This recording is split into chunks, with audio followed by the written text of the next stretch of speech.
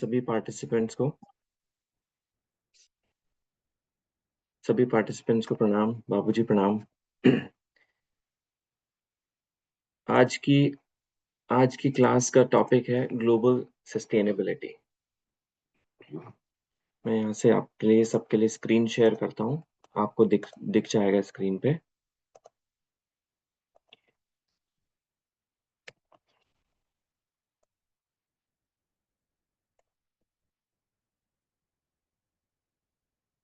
ठीक है, तो आज का टॉपिक है ग्लोबल सस्टेनेबिलिटी। इसमें आज की इस क्लास में हम समझेंगे कि सस्टेनेबिलिटी क्या है, एक इंट्रोडक्शन सस्टेनेबिलिटी का। हालांकि हमने इस टॉपिक को पहले भी किया है 2-3 बार, तो आप सबको आइडिया है, तो थोड़ा सा इसको फास्ट करेंगे और फिर कुछ नई चीजें इस टॉपिक में और देख सकते हैं आज। ठीक है, तो एक इंट्रोडक्शन लेंगे, सीखेंगे हम कि सस्टेनेबिलिटी क्या है। इस पे भी क्लैरिटी होना बहुत जरूरी है कि सस्टेनेबिलिटी है क्या। ये टर्म हर जगह यूज होती है और इसको एनवायरनमेंट से रिलेट करते हैं, वो भी सही है, पर इसमें और भी चीजें हैं जो इम्पोर्टेंट है, तो वो सारा हम जल्दी से समझेंगे कि क्या है सस्टेनेबिलिटी। और आज के टाइम पे हमारे लिए सबसे बड़े ग्लोबल चैलेंजेस क्या हैं और वो कहाँ से आ रहे हैं, उसका रीजंस क्या है, और फिर उनके सॉल्यूशंस क्या क्या हो सकते हैं। तो हम ये आज मोटा मोटा ये चीज कवर करेंगे। सस्टेनेबिलिटी वैसे तो बहुत बहुत वास्ट फील्ड है। इसमें हम सस्टेनेबिलिटी को इन्वायरमेंटल एंगल से समझते हैं, वो तो है ही है।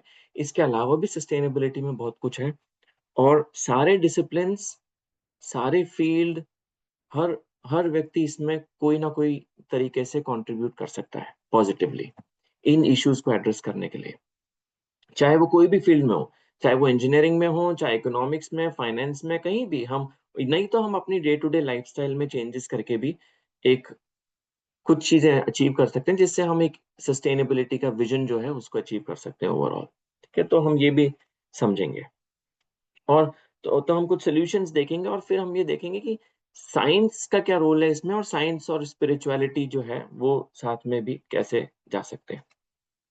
ठीक है, तो यहाँ से शुरू करते हैं। कुछ रिसर्चर्स ने कुछ बातें बताई हैं, जैसे कि एक रिसर्चर और नॉवेलिस्ट थे, वेंडल बेरी। उन्होंने बोला कि we are in trouble just now because we are in between stories. उनके कहने का मतलब था कि जो हमारी आज की सिचुएशन चल रही है वो थोड़ी प्रॉब्लमेटिक इसलिए है क्योंकि हम ट्रांजिशन मोड में हैं।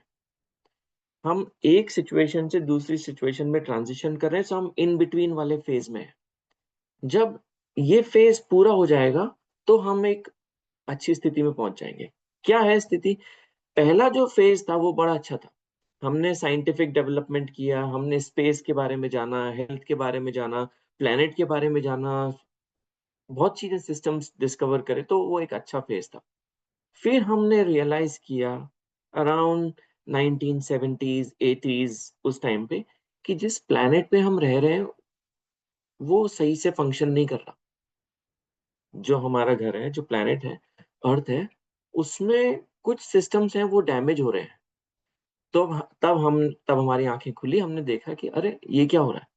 और फिर उस पे रिसर्चर्स ने स्टार्ट किया रिसर्च करना, भाई कहाँ कहाँ क्या सिस्टम डैमेज हो रहे हैं, क्यों हो रहे हैं। तो ये पाया कि मोस्टली जो है वो सारे ह्यूमन एक्शंस की वजह से हो रहे हैं। तो हमारा एक नया फेज स्टार्ट हुआ, सेकंड फेज, जिसमें हम देख रहे हैं कि चीजें जो हैं, जो सिस्टम्स जो हैं वो सस्टेनेबली वर्क नहीं कर रहे। तो अब हम इन बिटवीन दोनों फेज के बीच में हैं, और हम ये रियलाइज कर रहे हैं कि हमें क्या क्या चेंजेस करने हैं, कैसे करने हैं, हमारी लाइफस्टाइल में क्या चेंजेस करने हैं, हमारे सोशो इंडस्ट्रियल सिस्टम में क्या चेंज करने हैं, इकोनॉमिक सिस्टम में क्या चेंजेस करने हैं। तो हम वो अभी कर रहे हैं, अभी कंप्लीट नहीं हुए हैं। जब वो चेंजेस पूरे हो जाएंगे, जब हम अपनी लाइफ स्टाइल के सारे चेंजेस पूरे कर लेंगे, तब हम एक अच्छी स्थिति में पहुंच जाएंगे। तो अभी हम ट्रांजिशन मोड में हैं, इसलिए हम थोड़े से चैलेंजिंग फेज में हैं अभी, ये कह सकते हैं। ठीक है, सस्टेनेबिलिटी की डेफिनेशंस, वैसे तो सस्टेनेबिलिटी को बहुत तरीके से रिसर्चर्स ने बहुत अलग अलग तरीके से डिफाइन किया है। तो सस्टेनेबिलिटी को मोटा मोटा जो हम ये डिफाइन कर सकते हैं वो ये है कि sustainability is the possibility that life on this planet would flourish forever. जो जो कि लाइफ चल रही है प्लेनेट पे अभी, ऐसी ही लाइफ फ्यूचर में भी चलती रहे, ये इसका मोटा-मोटा मीनिंग है सस्टेनेबिलिटी का। इसका मतलब ये है कि जो कंडीशंस जो बनी हुई हैं प्लैनेट पे, जो लाइफ को सपोर्ट करती हैं, जो किसी और प्लैनेट पे नहीं है, वो कंडीशंस वैसी की वैसी बनी रहें। अभी के लिए नहीं, आगे की और सारी फ्यूचर जनरेशंस के लिए, ठीक है? और प्लैनेट हमेशा लाइफ को रिसोर्सेज़ प्रोवाइड करता रहे, प्लैनेट हमेशा इस फेवरेबल कंडीशंस को बनाए रखे और जैसा और प्लैनेट की जो कैरिंग कैपेसिटी है, प्लैनेट जितना लोड ले सकता है, load as in carrying capacity, planet जितने रिसोर्सेज़ और चीज़ें प्रोवाइड कर सकता है, वो सब प्रोवाइड करता रहे। तो ये ऐसी मोटी-मोटी ऐसी डेफिनिशन सस्टेनेबिलिटी की बनाई गई। लोगों ने डिफरेंट उसके टर्म्स यूज़ करे हैं, अलग-अलग तरीके से, बट हम इसको मोटा-मोटा ऐसे ही समझ सकते हैं कि ये है डेफिनिशन, ठीक है। तो अब सस्टेनेबिलिटी जो टर्म है, ये भी काफ़ी इवॉल्व हुई है धीरे-धीरे और सस्टेनेबल डेवलपमेंट जो है, इसको भी इसमें भी काफ़ी चीज़ें रखी गई। तो इनको समझेंगे, तो इसको हम बोलते हैं कि sustainable development, 3 pillars of sustainable development. 3 चीज़ें आती है सस्टेनेबिलिटी में। पहला है एनवायरनमेंट, दूसरा है सोसाइटी और तीसरा है इकोनॉमी। तीनों ही बहुत इम्पोर्टेंट है। किस इनमें से तीनों में से एक को भी हम छोड़ नहीं सकते। यदि हम एक को भी छोड़ के चलेंगे, तो प्लैनेट कभी सस्टेनेबल नहीं हो सकता। तो हमें इस पूरे को सबको साथ में लेके चलना पड़ेगा, ठीक है? तो तो ये क्या है, इनको समझते हैं जल्दी से। तो एनवायरनमेंट एस्पेक्ट को तो हम समझते हैं, जैसे कि एनवायरनमेंट यानी कि हम बात करते हैं कि एनवायरनमेंट यानी कि जो हमारा बायोस्फीयर बोलते हैं सस्टेनेबिलिटी में, जो एक अर्थ के सराउंडिंग और जो अर्थ के सराउंडिंग जो एनवेलप है, जो लाइफ के लिए फेवरेबल कंडीशंस प्रोवाइड करता है, वो पूरा एनवेलप और जो हमारी अर्थ की सरफेस है, जहाँ पे लाइफ अकर करती है पूरा, वो पूरा का पूरा सिस्टम जो है, वो हेल्थी रहे, हेल्थी होना चाहिए। तो वो इसलिए वो एनवायरनमेंट में आता है पूरा-पूरा। तो इसमें आता है कि हम वेस्ट प्रोड्यूस नहीं करें, ज़्यादा कार्बन प्रोड्यूस नहीं करें, एनवायरमेंटल पॉल्यूशन ना हो, तो ये सब चीज़ें एनवायरमेंटल फैक्टर्स सारे इसके अंदर आ जाते हैं। तो ये सब हमें मालूम है। सोसाइटी भी बहुत इम्पोर्टेंट है इसमें। सिर्फ हम एनवायरनमेंट पे फोकस करें और सोसाइटी को छोड़ दें, तो भी बात नहीं बनेगी। सोसाइटी इम्पोर्टेंट पिलर है, क्योंकि सोसाइटी का मतलब है कि जितने भी सोशल इनजस्टिसेस हो रहे हैं, उन सबको हमको एड्रेस करना है। आज देखिए कितने टाइप के सोशल इनजस्टिसेस हैं।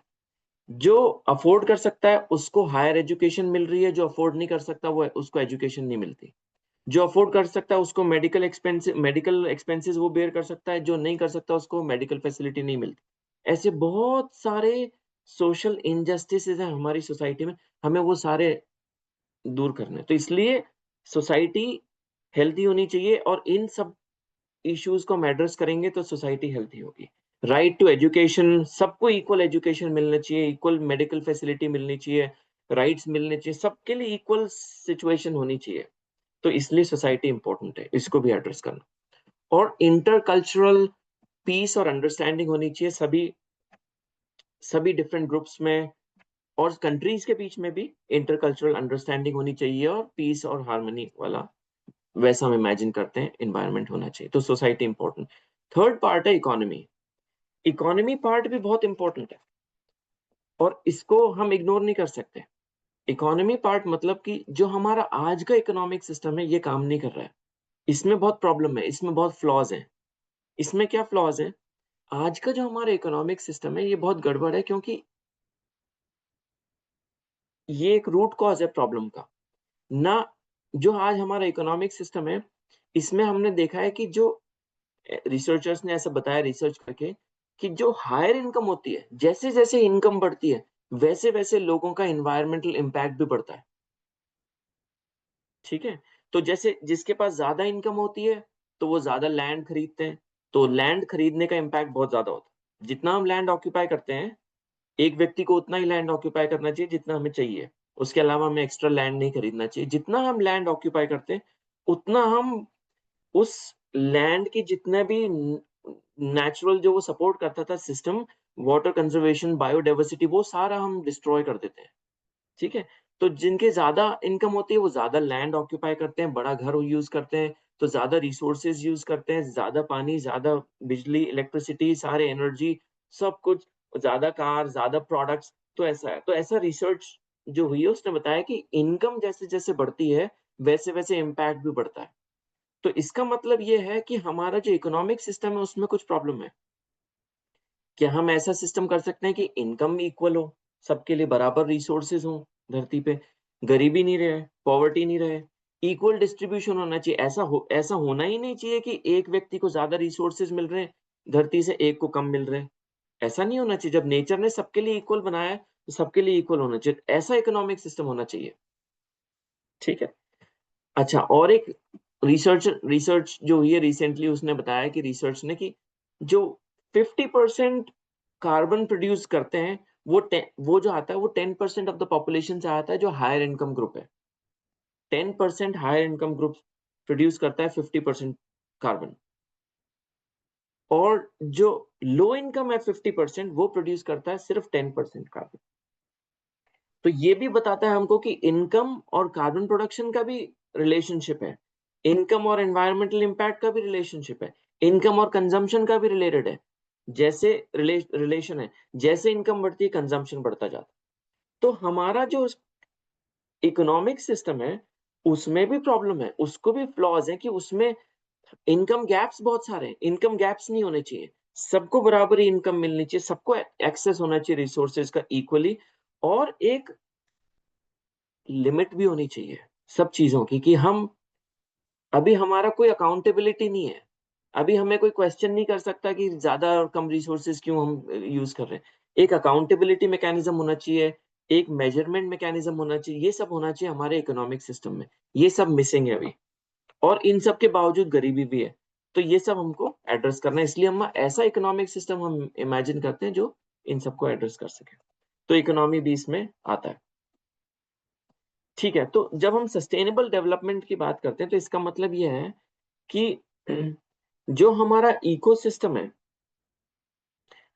वो अच्छा रहे। इकोसिस्टम वेलबींग इंपॉर्टेंट है और ह्यूमन वेलबींग भी बहुत इंपॉर्टेंट है, और ये दोनों रिलेटेड हैं। ऐसा नहीं हो सकता कि हम अपना ध्यान रखें और इकोसिस्टम का ध्यान नहीं रखें। यदि इकोसिस्टम खराब है तो हमारी हेल्थ खराब हो जाएगी, सोसाइटी एग्जिस्ट नहीं कर सकती। तो ये दोनों इंटरडिपेंडेंट है। तो हम अपने आप का तो ध्यान रखते हैं, कई बार कोशिश करते हैं, लेकिन हम इकोसिस्टम को भूल जाते हैं। तो हमें इन दोनों का ध्यान रखना पड़ेगा, तभी ओवरऑल वेलबींग हम अचीव कर सकते हैं। ठीक है, तो इससे मोटा-मोटा समझ आ रहा होगा आपको कि सस्टेनेबिलिटी क्या है और इसमें ये सब चीज़ें क्यों इम्पोर्टेंट है। ठीक है, अब हम ये देख सकते हैं कि ग्लोबल चैलेंजेस आज की डेट में क्या-क्या हैं? क्या हम चैलेंजेस फेस कर रहे हैं ग्लोबली? ठीक है? तो इसके लिए हमने पहले भी देखा टॉपिक, तो इसको हम थोड़ा जल्दी से अ, देखेंगे डेटा को। ठीक है? तो जो कुछ रिसर्च हुई है, पास्ट रिसर्च, और उसमें से एक इम्पोर्टेंट रिसर्च है, उसको बोलते हैं लिमिट्स टू ग्रोथ। ये रिसर्च हुई थी 1972 में। इस रिसर्च में उन्होंने साइंटिस्ट ने 2 चीज़ें कंप्यूटर में फीड करी। पहली चीज़ उन्होंने फीड करी कि अर्थ की कैपेसिटी क्या है प्लैनेट की। प्लैनेट हमको कितने रिसोर्सेज़ दे सकते हैं, तो उन्होंने वो हम कैलकुलेट कर सकते हैं, तो उन्होंने वो फीड किया। दूसरी चीज़ उन्होंने फीड करी कंप्यूटर में, कंप्यूटर मॉडल एक डेवलप किया था उसमें। दूसरी चीज़ उन्होंने फीड करी कि हमारी नीड्स कितनी, हमारी रिक्वायरमेंट कितनी है रिसोर्सेज की और ज़मीन की और सर्विसेज की और प्रोडक्ट्स की और फूड की, एग्रीकल्चर की, तो पानी की, हमारी रिक्वायरमेंट्स कितनी है टोटल, तो और कैसे-कैसे बढ़ रही हैं। तो उसको भी उन्होंने कैलकुलेट करके कंप्यूटर मॉडल में फीड किया। तो कंप्यूटर ने कुछ इस तरह का ग्राफ बना के दिया।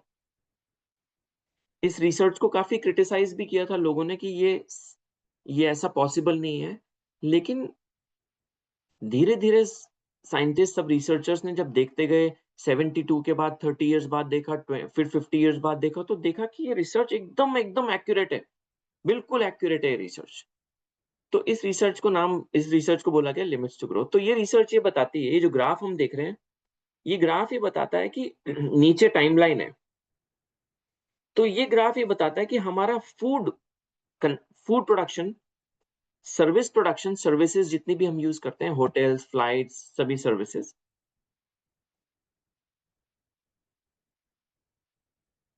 वो सब सर्विसेज सर्विसेज जो हम यूज करते हैं, इंडस्ट्रियल आउटपुट जो है हमारा वो, और ये सब चीजें जो है, और ये सब चीजें हमारी ग्रो करेंगी, ये सब ग्रो करेंगी, और ये लगभग 2030 के आसपास पीक तक पहुंचेंगी, और उसके बाद ये सारा डिक्लाइन होना स्टार्ट हो जाएगा, ये सारा डिक्लाइन होना स्टार्ट हो जाएगा। तो ये डिक्लाइन इसलिए होगा क्योंकि हम अर्थ की जो कैपेसिटी है उसको ओवरशूट कर देंगे, यानी कि हमारी जो डिमांड है जब इतनी बढ़ जाएगी, और रिसोर्सेज अर्थ प्लैनेट उतने रिसोर्सेज नहीं दे सकता, उतनी फास्ट हम फूड प्रोड्यूस नहीं कर सकते, उतने फास्ट इंडस्ट्रियल एक्टिविटी नहीं कर सकते, उतना मेटल, उतना वुड, इतना सब एक्सट्रैक्ट नहीं कर सकते, पेट्रोलियम। तो फिर ये सारा डिक्लाइन होने लग जाएगा। तो रिसर्च ने बताया कि अराउंड 2030, अराउंड दैट टाइम ये सारा सिस्टम कोलैप्स करेगा। तो हमारा इकोनॉमिक सिस्टम, हमारा industrial output, services, food production, resources, ये सब कोलैप्स कर जाएंगे। ऐसा उस रिसर्च ने ग्राफ बना के दिया। तो रिसर्चर्स ने देखा कि आफ्टर 30 इयर्स, ये 72 में ये प्रोड्यूस हुआ था ग्राफ। तो आफ्टर 30 इयर्स उन्होंने देखा कि हम एग्जैक्टली इसी को फॉलो कर रहे हैं। तो ये जो डार्क लाइन आपको दिख रही है, ये बताती है कि हम इसी को फॉलो कर रहे हैं एग्जैक्टली। और फिर जो 50 इयर्स अपडेट आई है रिसेंटली, 50 साल बाद इस रिसर्च के बाद, तो उन्होंने पाया कि अभी तक हम इसको ही फॉलो कर रहे हैं, और कुछ सिस्टम्स हमारे कोलैप्स होना स्टार्ट हो गए हैं। फूड प्रोडक्शन ऑलरेडी डिफिकल्ट हो रहा है क्योंकि सॉइल क्वालिटी डिग्रेड हो रही है, और भी बहुत सारे फैक्टर्स हैं। रिसोर्सेज हमारे ऑलरेडी डिक्लाइन हो रहे हैं। इंडस्ट्रियल सिस्टम कई जगह कोलैप्स होना शुरू कर रहा है, क्योंकि हमारे रॉ मटेरियल नहीं है। तो ये सब है, ठीक है। तो ऐसा देखा है कि ये सब है। तो ये इससे हमें पता चलता है कि क्या चैलेंजेस हैं और आ सकते हैं आगे, ठीक है। तो ये एक इम्पोर्टेंट रिसर्च है। इसको हम ऐसे भी समझ सकते हैं, इस रिसर्च को, कि प्लैनेट की कैपेसिटी जो है उसको हम बोलते हैं कैरिंग कैपेसिटी। प्लैनेट कितनी लाइफ सपोर्ट कर सकता है, कितने रिसोर्सेज हमको प्रोवाइड कर सकता है, उसको बोलते हैं हम कैरिंग कैपेसिटी। तो हमारी जो प्लैनेट की कैरिंग कैपेसिटी है वो 1 मानते हैं यदि हम, क्योंकि हमारे पास एक प्लैनेट है, एक ही अर्थ है हमारे पास, उस पे हमें रहना। तो वो हमें जो रिसोर्सेज प्रोवाइड कर सकता है उसको बोलते हैं 1 अर्थ, नंबर ऑफ अर्थ। ये रेड लाइन जो आपको दिख रही होगी, ये अर्थ की कैरिंग कैपेसिटी है, उसको बताते हैं, ठीक है। और हमारा जो डिमांड है वो इस ग्राफ में आप देखेंगे, ये ब्लैक कर्व जो दिख रहा है आपको, ये हमारा डिमांड ग्राफ है, नीड्स। तो हमारा जो डिमांड है ह्यूमैनिटी की, as as a whole planet, as a whole humanity, हमारी जो डिमांड है वो इंक्रीज होती जाती है, ठीक है, इंक्रीज हो रही है एवरी ईयर। हमारी रिसोर्स की रिक्वायरमेंट जो है वो इंक्रीज हो रही है। तो हमारी जो रिक्वायरमेंट है वो आज की डेट में इतनी है कि वो एक प्लैनेट पूरी नहीं कर सकता। रिसर्चर्स ने कैलकुलेट किया कि आज की डेट में हमारी जो रिक्वायरमेंट्स है वो अराउंड 1.7 टू 1.8 अर्थ है, यानी हमें लगभग 2 प्लैनेट चाहिए आज की डेट में हमारी रिक्वायरमेंट्स पूरी करने के लिए। तो ये भी कंसर्न है। तो इसका मतलब हमारा कंजम्पशन ज्यादा है, हमारी रिसोर्स नीड ज्यादा है। तो इस सब से हमें पता चलता है कि हमें उनको मिनिमाइज करना है। हम जो नेचुरल कैपिटल यूज कर रहे हैं, नेचुरल रिसोर्सेज यूज कर रहे हैं, वो 71% फास्टर है अर्थ की रेट से। जितनी रेट से अर्थ प्रोवाइड कर सकती है, रिन्यू कर सकती है, उससे हम 71% फास्टर उसको कंज्यूम करते हैं। ऐसा मोटा मोटा रिसर्च ऐसा शो करती है, ठीक है। तो ये भी हमें समझ आ रहा है कि प्लैनेट की कैपेसिटी क्या है, और उससे हम ज्यादा कंज्यूम कर रहे हैं। तो ऑब्वियसली एक टाइम आएगा कि सिस्टम्स कोलैप्स होंगे ही होंगे। एक टाइम आएगा कि प्लैनेट वो नीड्स या रिसोर्सेज प्रोवाइड नहीं कर सकता, चाहे फ्रेश वाटर है, चाहे लैंड है, फर्टाइल लैंड है, वो भी प्रोवाइड नहीं कर, चाहे दूसरे रिसोर्सेज हैं जो आ रहे हैं, तो वो भी एक टाइम पे कोलैप्स होना ही होना है। तो ऐसा नहीं हो सकता कि ये पॉसिबल ही नहीं है कि जैसा हम आज की ग्रोथ है ये चलती रहे फ्यूचर जनरेशन पे, ये तो पॉसिबल है ही नहीं, ठीक है। तो ये तो इससे क्लियर हो जाता है इस रिसर्च से, ठीक है। थोड़ा और इसको समझते हैं कि ऐसा क्यों है, ठीक है। तो ऐसा इसलिए है क्योंकि पिछले कुछ सालों में हमने देखा है कि ज्यादा टाइम नहीं बोलेंगे इसको, पिछले कुछ साल यानी कि लगभग 150 इयर्स, उससे पहले प्लैनेट सस्टेनेबल था। हम लोग जैसे भी जो लाइफ थी प्लैनेट के ऊपर, ह्यूमंस भी रह रहे थे, सब रह रहे थे, तो प्लैनेट एक सस्टेनेबल स्टेट में था। लेकिन हजारों साल से वो सब सही था। लेकिन सब कुछ चेंज हो गया पास्ट 150 इयर्स, ऐसा कह सकते हैं हम। 100 से मोटा मोटा पिछले 100 से 150 साल में 100 साल में ज्यादातर हम बोले कि ये सब चेंज हो गया, सिचुएशन चेंज हो गई। क्या हुआ, जो हमारा इंडस्ट्रियल डेवलपमेंट हुआ या ग्रोथ हुई, वो सारा पॉपुलेशन भी इंक्रीज हुई, कन्वीनियंस देखा हमने तो, और हमारी डिमांड इंक्रीज होने लगी, तो इन सब से जो है हमारा कंजम्पशन इंक्रीज हो गया।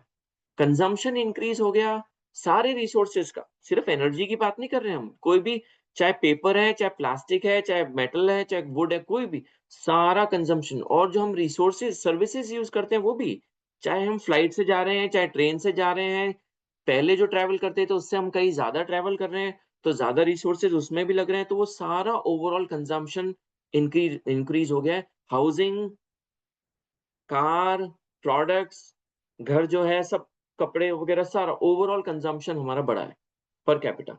तो कंजम्पशन जब बढ़ता है तो उसका इम्पैक्ट सबसे ज्यादा होता है। तो उसके कारण जो है ये सब प्रॉब्लम्स आई हैं, ह्यूमन एक्शंस के कारण।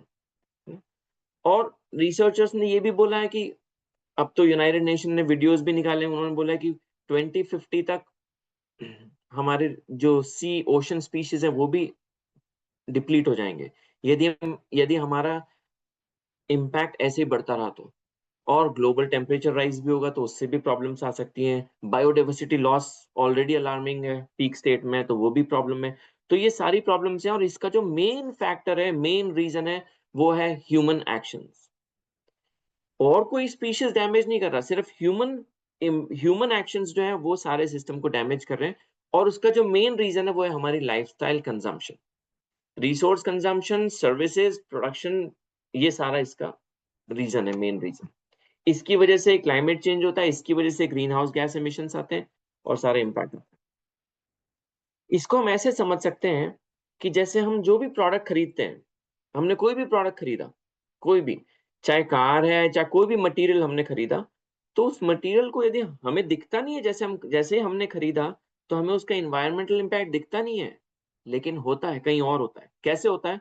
क्योंकि उस मटेरियल को, उसके लिए रॉ मटेरियल को एक्सट्रैक्ट किया गया कहीं ना कहीं से, चाहे वो प्लास्टिक है, चाहे मेटल है, चाहे वुड है, तो एक्सट्रैक्शन का इम्पैक्ट आता है उसमें, मशीन्स, इक्विपमेंट, डीजल, फ्यूल लगता है, एनर्जी लगती है एक्सट्रैक्शन में, वो सब है। तो उस रॉ मटेरियल एक्सट्रैक्शन का इम्पैक्ट बहुत हाई होता है। उसके बाद वो मटेरियल किसी दूसरे कंट्री में जाता है, वहां पे उसकी प्रोसेसिंग होती है, तो उसका भी इन्वायरमेंटल इम्पैक्ट होता है। फिर वो फिर उसकी मैन्युफैक्चरिंग होती है, असेंबली होती है कहीं और, कहीं कभी कभी दूसरे कंट्रीज में होती है, तो उसका भी इम्पैक्ट होता है। ट्रांसपोर्टेशन, कार्बन प्रोड्यूस होता है उस पूरे प्रोसेस में, इंडस्ट्रियल एनर्जी लगती है, रिसोर्सेज लगते हैं, फ्यूल लगता है, एनर्जी लगती है, वो सब। फिर ट्रांसपोर्टेशन होता है, डिस्ट्रीब्यूशन होता है, एक कंट्री से दूसरे कंट्री, एक रीजन से दूसरे रीजन, तो उसका भी इम्पैक्ट होता है। फिर जब हम प्रोडक्ट्स को, मटेरियल्स को यूज करते हैं तब भी इम्पैक्ट होता है। जैसे हम कार यूज कर रहे हैं, तो कार की यदि लाइफ 10 साल है, तो 10 साल वो कार फ्यूल यूज करेगी, तो और कार्बन प्रोड्यूस करेगी। तो यूज, जब तक हम प्रोडक्ट को यूज करेंगे, या कोई रेफ्रिजरेटर है, जब तक यूज होगा वो एनर्जी कंज्यूम करता रहेगा, तो उसका भी इम्पैक्ट आता है यूज का। और जब वो प्रोडक्ट अपनी लाइफ के एंड में पहुंच जाता है मटेरियल, तो जब हम उसको डिस्पोज करते हैं तो उसका भी इन्वायरमेंटल इम्पैक्ट आता है।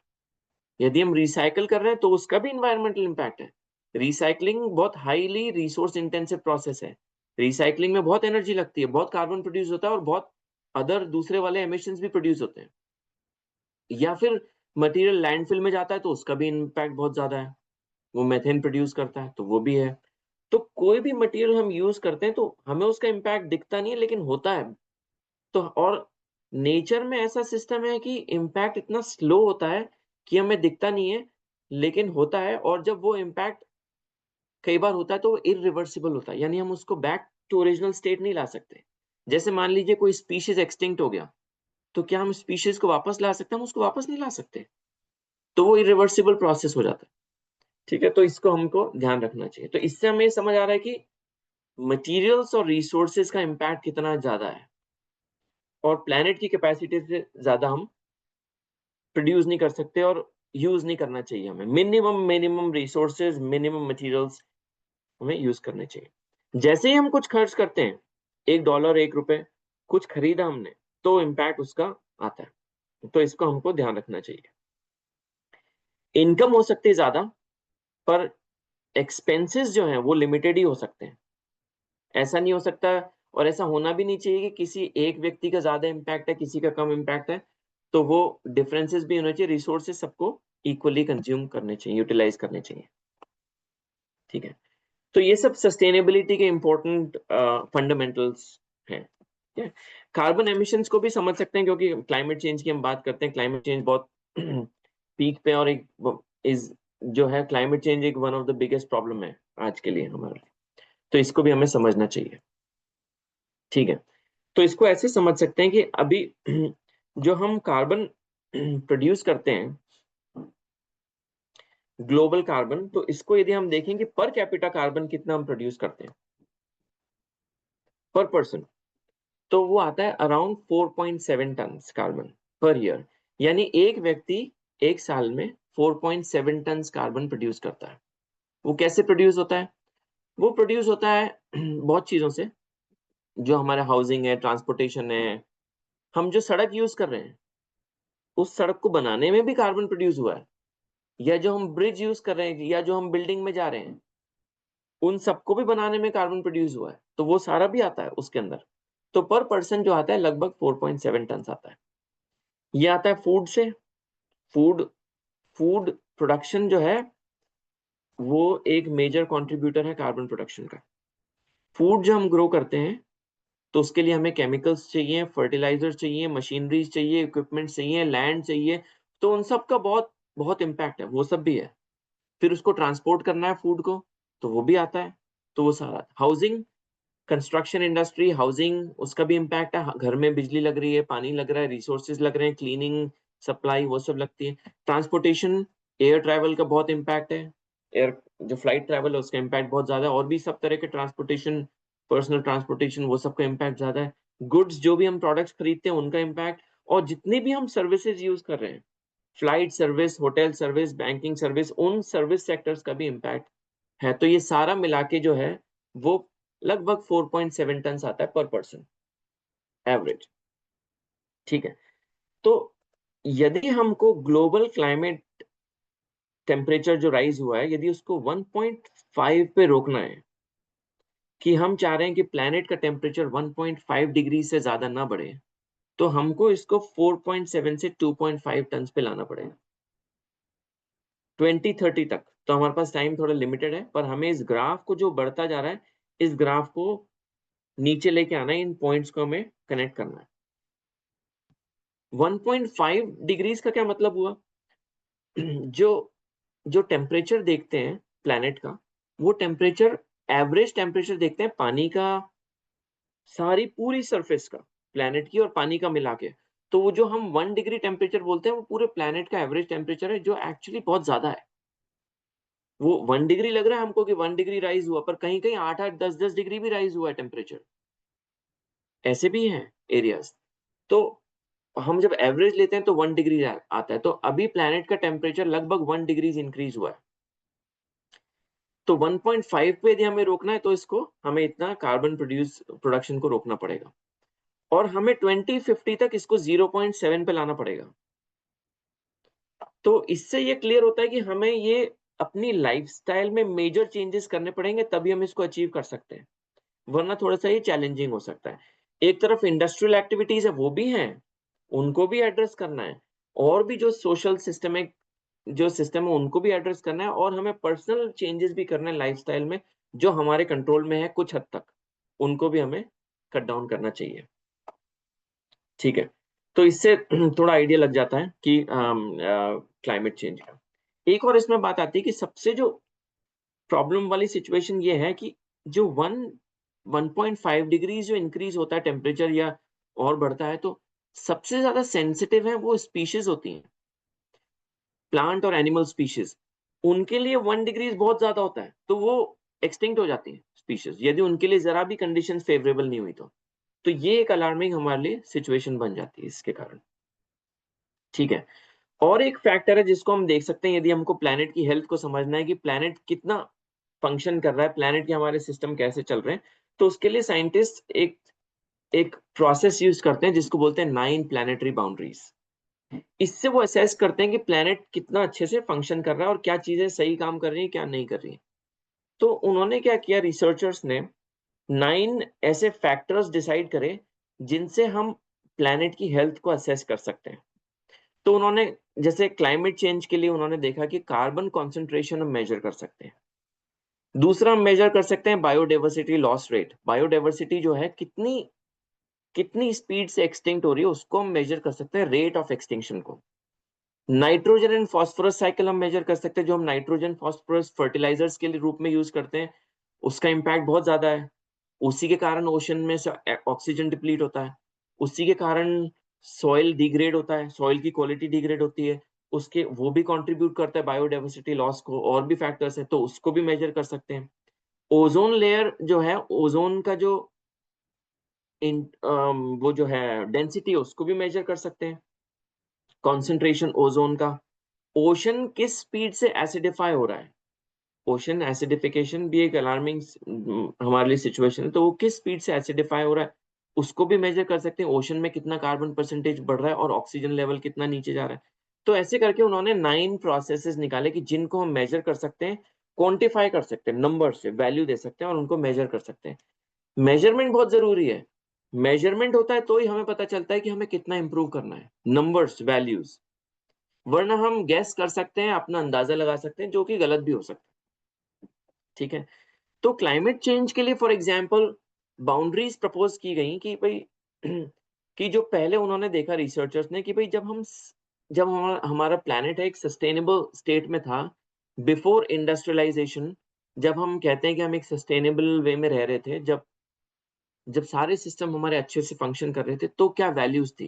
तो ये वो वैल्यूज हैं, प्री इंडस्ट्रियल वैल्यूज। फिर उन्होंने बताया कि नहीं, थोड़ा बहुत इंक्रीज होता है तो चलता है। तो वो प्रपोज बाउंड्रीज क्या है कि ये अपर लिमिट है, इससे ऊपर हम नहीं जा सकते। तो वो वैल्यूज उन्होंने एक्सपेरिमेंट करके रिसर्च करके डिसाइड करी कि थोड़ा इंक्रीज होगा प्लस माइनस थोड़ा बहुत, तो उतना चलता है। तो उन्होंने वो अपर लिमिट डिसाइड करी। और उन्होंने फिर ये देखा कि कुछ चीजों में हम बाउंड्रीज को भी क्रॉस कर गए, अपर लिमिट्स को। जब हम अपर लिमिट को क्रॉस कर जाते हैं, तो रिसर्चर्स ने बोला है कि हम एक ऐसी स्थिति में पहुंच जाते हैं जिसके थ्रेशोल्ड्स हो सकते हैं, कॉन्सिक्वेंसेस हो सकते हैं। एग्जैक्टली कहना मुश्किल है कि क्या होगा, लेकिन हमें पता है कि जब सिस्टम्स वो डैमेज हो जाते हैं, तो उन वो कई बार इरिवर्सिबल स्टेट में पहुंच जाते हैं, उसको हम वापस ठीक करना हमारे लिए बहुत मुश्किल हो सकता है।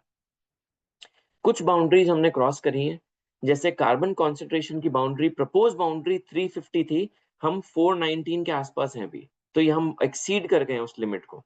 तो इस सिस्टम को क्योंकि हमने डैमेज किया है, टेम्परेचर सिस्टम को, तो इसके कारण टेम्परेचर राइज हो रहा है। तो ये concerning situation, alarming situation. Biodiversity loss rate है वो 10 तक परमिट की गई थी, हम उसको 100 की भी ऊपर है अभी, एक्सटिंक्शन रेट। तो ये भी चैलेंजिंग सिचुएशन है। ऐसे ही और भी सिस्टम है, जिस तरह से हम नाइट्रोजन फॉस्फोरस यूज करते हैं, फर्टिलाइजर्स यूज करते हैं, माइनिंग करते हैं, तो उसके कारण भी जो डैमेजेस हो रहे हैं वो भी हम एक्सीड कर गए हैं।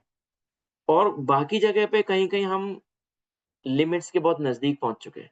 तो हमें ये ध्यान रखना है कि हमारे सिस्टम्स जो हैं, कुछ जो गड़बड़ हुए हैं वो और एटलीस्ट डिस्ट्रॉय ना हो। तो हमें अपने लाइफस्टाइल में चेंजेस या इंडस्ट्रियल एक्टिविटीज में चेंजेस करने जरूरी हैं इसके लिए। ठीक है।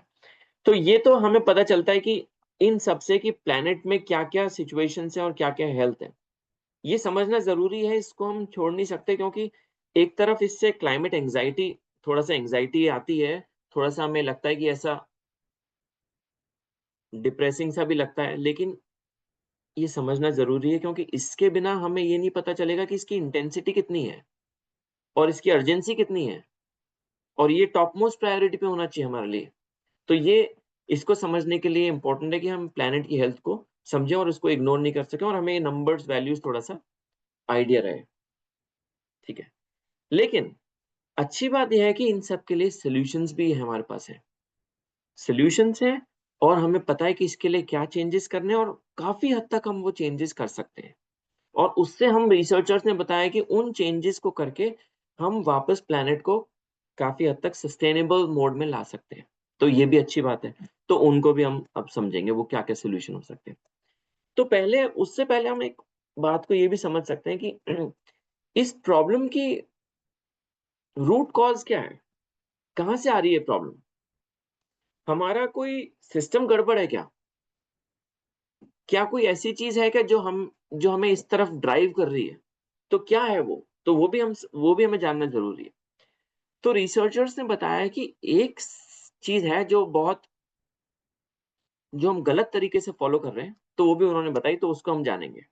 तो पहले हम ये जानें कि हमारे लिए क्या इम्पोर्टेंट है, और यदि हम एक हैप्पीनेस हम चाहते हैं कि हम खुश रहें, हम एनवायरमेंटल वेल-बीइंग सोचते हैं, हम हेल्दी लाइफ़स्टाइल सोचते हैं, तो या हम खुश रहना चाहते हैं, तो हमारे लिए क्या चीज़ें इम्पोर्टेंट हैं? यदि हम उसकी लिस्ट बनाएँ, तो रिसर्चर्स ने रिसर्च करके एक लिस्ट बनाई है कि मनुष्य के लिए खुश रहने के लिए लगभग उनके लिए ये चीज़ें इम्पोर्टेंट है। तो उन्होंने एक लंबी लिस्ट तैयार करी, तो उस लिस्ट में ये सब चीज़ें आई। उन्होंने कहा कि हेल्थ इम्पोर्टेंट है, ठीक है, हेल्थ हमारे लिए बहुत इम्पोर्टेंट है। फैमिली हमारे लिए इम्पोर्टेंट है, सोसाइटी इम्पोर्टेंट है, रिलेशनशिप्स इम्पोर्टेंट है, एनवायरनमेंट की हेल्थ भी बहुत इम्पोर्टेंट है। हमारे लिए इनकम इम्पोर्टेंट है, इनकम होनी चाहिए हमारे पास, कुछ थोड़ी बहुत इनकम कि हमारे अपने रिसोर्सेज़ की जो रिक्वायरमेंट है वो मीट कर पाएँ। एट द सेम टाइम हमारे पास लेजर टाइम भी होना चाहिए। ऐसा नहीं होना चाहिए कि हम पूरे टाइम काम कर रहे हैं, तो वर्क लाइफ बैलेंस भी होना चाहिए, हमारे पास फ्री टाइम भी होना चाहिए। मेंटल हेल्थ भी इम्पोर्टेंट है, लेजर टाइम भी इम्पोर्टेंट है, फ्री टाइम। और जो हमारा एनवायरमेंटल सिस्टम है वो भी हेल्थी होना चाहिए। Ocean health, land, soil, pollution free environment, ये सब इम्पोर्टेंट है। क्राइम रेट भी लो होनी चाहिए, सबके पास एजुकेशन होना चाहिए, तो ये सब चीजें हमारे लिए इम्पोर्टेंट है। ठीक है, तो ये बात आई कि अच्छा ये सब चीजें यदि इम्पोर्टेंट है हमारे लिए, तो हम इसको मेजर कैसे करते हैं? क्या हम इसको मेजर करते हैं? और यदि हम मेजर करते हैं तो हमारे मेजरमेंट के टूल्स क्या हैं? आज की डेट में हम किसी कंट्री को यदि मेजर करेंगे, उसकी कितना अच्छे से वो कंट्री परफॉर्म कर रहा है, या कोई स्टेट, या कोई एरिया, या कोई पर्टिकुलर रीजन कितना अच्छे से परफॉर्म कर रहा है, तो हम क्या करते हैं कि उसको मेजर करने के लिए हमारे टूल्स कुछ यूज करते हैं। तो जो हम किसी जैसे हम मान लीजिए किसी कंट्री को देखना चाहते हैं, ये कंट्री की हेल्थ क्या है, ये कंट्री कितना अच्छा कर रहा है ना? तो यह कंट्री कितना सक्सेसफुल है, तो हम जो यूज करते हैं टूल, उसका नाम है जीडीपी, ग्रॉस डोमेस्टिक प्रोडक्ट। आपने देखा होगा, आप न्यूज़पेपर, न्यूज़ चैनल्स में देखते हैं, जीडीपी बताते हैं कि ये कंट्री का इतना जीडीपी है, 7%, 5%, 8%। तो वो हमारा एक टूल है, जिसको वर्ल्ड वॉर से पहले आस-पास उस टाइम पे जब इकोनॉमिक कोलैप्स था, तो उस समय रिसर्चर्स ने डेवलप किया था। तो हम वो टूल यूज़ करते हैं मेज़रमेंट के लिए, कि कंट्री कितना सक्सेसफुल है, उसकी हेल्थ क्या है, परफॉर्मेंस क्या है, तो हम वो टूल यूज़ करते हैं। अब ये जो जीडीपी है, जीडीपी डिपेंड करता है कि जितना हम प्रोड्यूस कर रहे हैं और जितना हम कंज़्यूम कर रहे हैं, तो जीडीपी बढ़ता है, ठीक है? तो जीडीपी जो प्रोसेस है, टूल है, वो कंप्लीटली ऑपोज़िट है सस्टेनेबिलिटी के। यानी कि हम जितने रिसोर्सेज़ प्रोड्यूस करेंगे, जितना मेटल, जितना फ्यूल, जितना पेट्रोलियम, जितनी फ़ास्ट रेट से एक्सट्रैक्ट करेंगे, और जितना हमारा प्रोडक्शन इम्प्रूव करेंगे, इंक्रीज़ करेंगे, और जितने रिसोर्सेज़ कंज़्यूम करेंगे, तो हमारा जीडीपी बढ़ता जाएगा, और ये जीडीपी बढ़ता है। और सस्टेनेबिलिटी के एंगल से हम कहते हैं कि हमें ये बिल्कुल भी नहीं करना चाहिए, रिसोर्सेज़ कम से कम यूज़ करने चाहिए, प्रोडक्शन कम से कम करना चाहिए, रिसोर्सेज़ कम से कम खरीदने चाहिए, प्रोडक्ट्स कम से कम खरीदने चाहिए। तो जीडीपी और सस्टेनेबिलिटी कंप्लीटली ऑपोजिट है। सस्टेनेबिलिटी में हम कहते हैं कि ये सब चीजें हमें देखनी चाहिए। Environment, personal wellbeing, environmental wellbeing और सोसाइटी की वेलबीइंग, ये तीनों इंपॉर्टेंट है। और जीडीपी में हम ये इसमें से कुछ भी नहीं देखते।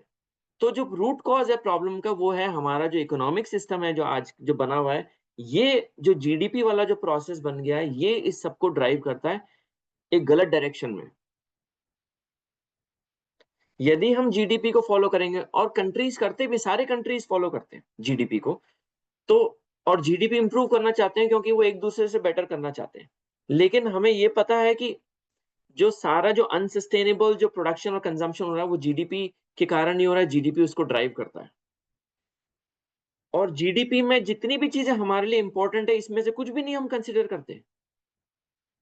ना हेल्थ उसमें आती है, ना एनवायरमेंटल वेलबींग हम कंसीडर करते हैं, ना सोशल वेलबींग कंसीडर करते हैं, कुछ नहीं करते।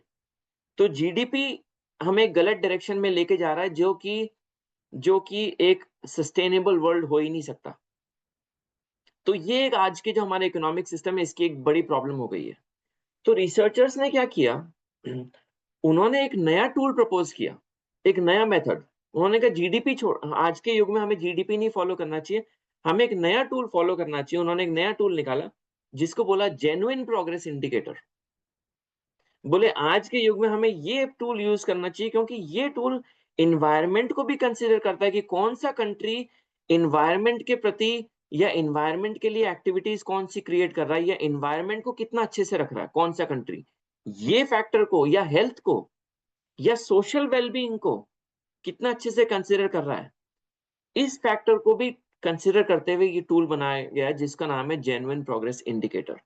कुछ रिसर्चर्स ने और भी टूल बनाए हैं बहुत अच्छे अच्छे, हालांकि इनको अडॉप्ट नहीं हम कर पाए हैं पूरी तरह से, अभी भी जीडीपी हम करते हैं, लेकिन जहां तक हो सके हमें सपोर्ट करना चाहिए इन सब सिस्टम्स को, इन सब सिस्टम्स को हमको सपोर्ट करना चाहिए ताकि ताकि इनको अडॉप्ट किया जा सके फ्यूचर में।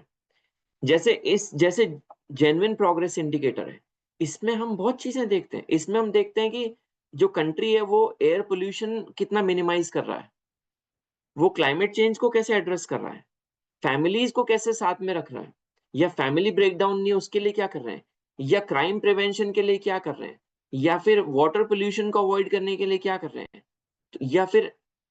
या फिर हेल्थ के लिए क्या कर रहे हैं, मेंटल हेल्थ के लिए क्या कर रहे हैं। तो इन सब फैक्टर्स को कंसिडर करके जीपीआई का एक टूल बनाया गया है। इससे भी कैलकुलेशन होती है, कंट्रीज का परफॉर्मेंस मेजर कर सकती है। तो इसमें कुछ अच्छी बात भी है कि कुछ कंट्रीज ने इसको अडॉप्ट किया है, कुछ कंट्रीज ने, और कंट्रीज के कुछ स्टेट्स ने इस उन्होंने बोला है कि हम जीडीपी नहीं फॉलो करेंगे, हम ये वाला प्रोसेस फॉलो करेंगे क्योंकि हम सिर्फ प्रोडक्शन के उस पे नहीं देख सकते, हमें सारी हेल्थ फैक्टर्स सारे फैक्टर्स को देखना पड़ेगा। तो उन्होंने किया है। तो अच्छी बात है कि कुछ कंट्रीज कुछ रीजन इसको अडॉप्ट कर रहे हैं धीरे धीरे, थोड़ा और टाइम लगेगा, लेकिन यदि ये टूल हम अडॉप्ट कर लेते हैं तो हमारा सारा सिस्टम जो एग्जिस्टिंग इकोनॉमिक सिस्टम है जो बहुत बहुत ही गड़बड़ चल रहा है, तो वो कुछ हद तक चेंज हो सकता है। ठीक है, तो ये है, ये सब चीजें सस्टेनेबिलिटी में आती हैं। ठीक है? और देखते हैं हम और क्या क्या सोल्यूशंस हो सकते हैं यदि हमें इन इन्वायरमेंटल चैलेंजेस को एड्रेस करना है तो। ठीक है, तो एक चीज इसमें जो आती है बड़ी, कि हम नेचर से सीख सकते हैं। नेचर ने हमारे लिए सारी प्रॉब्लम सॉल्व कर दी है, नेचर ने सारे एग्जाम्पल हमारे सामने रख दिए हैं। नेचर ने बोला है कि सारी जो जो भी हम करना चाहते हैं वो उन सबके गुड एग्जाम्पल्स नेचर ने सामने रख दिए। नेचर ने बोला कि बस आप ऑब्जर्व करो और उनको अप्लाई करो, बस इस तरह से। ठीक है, तो नेचर से हम सीख सकते हैं, नेचर मास्टर है। ठीक है, तो इस फील्ड में, तो ये हमारे लिए जो भी हम सोल्यूशन सोचते हैं हम उसके लिए नेचर में जा सकते हैं और सोच सकते हैं कि नेचर इसको कैसे करता है, और उस तरह से हमारी प्रॉब्लम सॉल्व हो जाती है। तो इसके हम कुछ एग्जाम्पल देख सकते हैं। ठीक है, एक बात हमें पता है, जैसे नेचर कुछ वेस्ट नहीं प्रोड्यूस करता।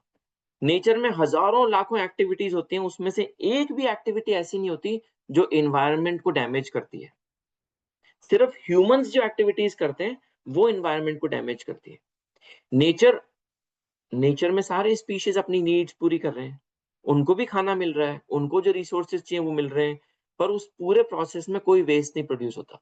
जैसे नेचर ने जो प्रोड्यूस किया जिसको हम वेस्ट बोल रहे हैं, तो वो सॉइल को फर्टिलाइज करता है, सॉइल को न्यूट्रिएंट्स देता है, और फिर वापस वो नेचर के लिए सस्टेनेबल बन जाता है, वापस एनिमल्स ऑर्गेनिजम्स उसको यूज करते हैं। या जो एक स्पीशीज है वो जो वेस्ट प्रोड्यूस करती है वो दूसरे स्पीशीज के लिए भोजन बन जाता है, तो वो दूसरा स्पीशीज उसको कुछ और तरीके से यूज करता है, तीसरा स्पीशीज उस पहले वाले स्पीशीज को कुछ और तरीके से यूज करता है। तो नेचर ने इतना अच्छा सिस्टम बनाया हुआ है कि वेस्ट है ही नहीं, कहीं कहीं वेस्ट नहीं है, कोई ना कोई यूज है उस चीज का, या किसी ना किसी तरीके से वो मटेरियल या जो भी प्रोड्यूस हो रहा है नेचर में वो उसको सिस्टम को हेल्दी बना रहा है। ठीक है, तो हम नेचर से इजीली सीख सकते हैं ये सब चीजें। तो नेचर से हमको एक चीज बहुत बड़ी सीखने वाली है, वो है नेचर का प्रिंसिपल। नेचर का प्रिंसिपल क्या है, नेचर सक्सेस को कैसे डिफाइन करता है, नेचर की डेफिनेशन क्या है सक्सेसफुल की। तो नेचर की डेफिनेशन है, यदि हम ऑर्गेनिजम्स को देखें, जितने भी हमारे आसपास ऑर्गेनिजम्स हैं, उनकी डेफिनेशन क्या है सक्सेसफुल की। तो उनकी सक्सेसफुल की डेफिनेशन है keep offsprings alive for 10,000 generations. इसका मतलब ये है कि जितने भी ऑर्गेनिजम्स हैं वो सिर्फ अपनी नेक्स्ट जनरेशन का नहीं देखते कि अगली जनरेशन या मेरे जनरेशन, नहीं, वो आगे वाली 10,000 जनरेशन तक का देखते हैं, और वो ये देखते हैं कि आगे वाली 10,000 जनरेशन अच्छे से इस प्लेनेट पे रह पाए, ऐसा हमें करना है। पर वो खुद जीवित नहीं रह सकते, तो वो क्या करते हैं, वो अपने स्पेस और सराउंडिंग्स को अच्छा करते हैं। और इतना अच्छा करते हैं, उनको पता है कि हम तो जीवित नहीं रहेंगे, लेकिन यदि हम प्लेनेट को अच्छे से रखें, तो ये नेचर उनकी टेक केयर करेगा, तो आगे की 10,000 जनरेशंस अच्छे से रहेंगी। तो सारे ऑर्गेनिजम्स ऐसे ही करते हैं। जैसे मान लीजिए कोई ऑर्गेनिज्म है, कोई, जैसे मान लीजिए टर्टल्स हैं, सी टर्टल्स, 100 एग देते हैं टर्टल्स एक बार में। वो सारे अपने ऑफस्प्रिंग्स की देखभाल नहीं कर सकते। तो वो क्या करते हैं कि वो जो भी एक्टिविटी करते हैं, वो पूरी ऐसे करते हैं कि नेचर अच्छा रहे, एनवायरनमेंट अच्छा रहे, सी की, ओशन की हेल्थ अच्छी रहे। तो वो सारी जो एक्टिविटीज करते हैं, वो उस तरह से करते हैं कि स्पेस, उनकी सराउंडिंग्स अच्छी रहे, क्योंकि उनको पता है कि ये जिस सराउंडिंग अच्छी रहेगी, तो जो हमारी जनरेशन और उसके बाद की जो 10,000 जनरेशन है, वो सब अच्छी रहेंगी। ऑटोमेटिकली नेचर उनकी टेक केयर करेगा। तो ये नेचर का तरीका है। और हमारा तरीका थोड़ा अलग है। हमारा तरीका ये है कि हम कन्वीनियंस को ज़्यादा प्रायोरिटी देते हैं, और हमारी जो नेक्स्ट इमीडिएट जनरेशंस है, या 1-2 जनरेशंस, हम उतना ही सोच पाते हैं। हम यदि फ्यूचर का सोचें 10,000 जनरेशंस का ऑर्गेनिजम्स की तरह, तो हमें भी यही आइडिया प्रिंसिपल फॉलो करना चाहिए कि हम प्लेनेट को इतना अच्छा कर दें कि वो प्लेनेट ही टेक केयर करेगा, हमारे सारे 10,000 जनरेशंस का। तो नेचर से ये सीखने वाली एक बात है, सारे ऑर्गेनिज्म से। ठीक है? तो ये नेचर का बेसिक प्रिंसिपल है। ठीक है? तो ये जो फील्ड है, आजकल ये फील्ड जो है यूनिवर्सिटीज़ में पढ़ाई जाती है, इस फील्ड को बोलते हैं बायोमिमिक्री। पहले जो हम पढ़ाई करते थे, इंजीनियरिंग और सारी जो पढ़ाई जो है हमारी, वो तो है ही है। वो हम टेक्निकल और जो हमने प्रिंसिपल्स, सिस्टम्स बनाए उसके अकॉर्डिंग है, लेकिन उससे हम नेचर से इतना सीख के अप्लाई नहीं करते थे। अब जो फील्ड आई है बायोमिमिक्री, इसमें हम फोकस करते हैं कि नेचर से क्या-क्या सीख लें, और उसको हमारे इंजीनियरिंग और टेक्निकल सॉल्यूशंस में कैसे-कैसे अप्लाई करें, ताकि हम भी कोई नेगेटिव, या जो नेगेटिव इम्पैक्ट क्रिएट नहीं करें। जैसे नेचर कोई इम्पैक्ट क्रिएट नहीं करता, नेचर हमेशा प्लैनेट को सस्टेनेबल रखता है, वैसे हम कैसी चीज़ें बनाएँ या क्रिएट करें कि, या घर बना रहे हैं, जो भी बना रहे हैं, तो कि वो भी सस्टेनेबल रहे नेचर की तरह। तो इस डिसिप्लिन को बोलते हैं बायोमिमिक्री। बायो मतलब नेचर, और नेचर्स को कॉपी करना, यानी बायोमिमिक्री, नेचर को मिमिक करना। ठीक है? तो बहुत सारी यूनिवर्सिटीज़ में अब ये इस विषय को पढ़ाया जाने लग रहा है, और इसको कंबाइन किया जा रहा है डिफरेंट डिफरेंट डिसिप्लिन से, आर्किटेक्चर से, इंजीनियरिंग से और सबसे। तो इसके हम कुछ एग्जाम्पल देखते हैं कि नेचर ने देखिए कितने शानदार एग्जाम्पल्स हमारे सामने रखे हैं। ठीक है? तो एक बात तो पक्की है इसमें से, ये हमें जानना है कि, ये बात तो पक्की है कि इसमें नेचर ने जो स्ट्रैटेजीज डेवलप करी हैं, वो प्रूवन है। क्योंकि लाइफ जो है प्लैनेट पे, वो 3.8 बिलियन ईयर्स से है, और 3.8 बिलियन ईयर्स से लाइफ ने, नेचर ने प्लैनेट को सस्टेनेबल रखा हुआ है। तो इसका मतलब उनकी सारी स्ट्रैटेजीज सही हैं। तो हमें अपनी स्ट्रैटेजीज क्रिएट करने के बजाय नेचर से सीख लेना चाहिए। नेचर मास्टर है, नेचर एक्सपर्ट है। नेचर से हम क्या सीख सकते हैं? नेचर से तो हम अनगिनत चीजें सीख सकते हैं। नेचर कैसे इवॉल्व करता है, नेचर कैसे अडेप्ट करता है चीजों को फास्ट, नेचर एनवायरनमेंट के अकॉर्डिंग कैसे ऑर्गेनिजम्स अपने आप को ढालते हैं, चेंज करते हैं। ऐसी हजारों स्ट्रैटेजीज हैं, वो सब हम सीख सकते हैं। नेचर कलर कैसे चेंज करता है, नेचर में इतने ब्यूटीफुल कलर्स कैसे आते हैं बिना केमिकल यूज करे। हम लोग केमिकल यूज करते हैं, जितने भी हम पेंट यूज करते हैं उन सब में केमिकल्स हैं। कार पेंट करते हैं, कार पे भी केमिकल्स हैं। पर नेचर के इतने सुंदर कलर होते हैं, कोई केमिकल यूज नहीं होता। देखिए, नेचर ग्रो कैसे करता है, डिटैच कैसे करता है, एक्सपायर कैसे करता है, नेचर कम्युनिकेट कैसे करता है। देखिए, नेचर का फास्ट कम्युनिकेशन आप देखिए। चींटियां जो हैं, एंड्स, कैसे एक दूसरे से कम्युनिकेट करती हैं। बीज, जो मधुमक्खियां हैं, जैसे एक फ्रैक्शन सेकंड में सारी मधुमक्खियों को पता चल जाता है कि उनको क्या करना है, फ्रैक्शंस ऑफ सेकंड्स में। तो उनका आप कम्युनिकेशन देखिए कितना जबरदस्त रहता है। तो क्या हम वहां से स्टडी कर सकते हैं? तो कुछ रिसर्चर्स ने इस फील्ड में रिसर्च करना स्टार्ट कर दिया है काफी टाइम से, और उन्होंने ये काफी चीजें स्टडी करी हैं। और भी बहुत वो कर रहे हैं, और इनसे वो नई नई चीजें निकाल रहे हैं, और इनोवेशन हो रही है। और उन्होंने पाया कि जब हम नेचर से सीख के इनोवेशन करते हैं, तो वो बहुत ही सस्टेनेबल रहती है।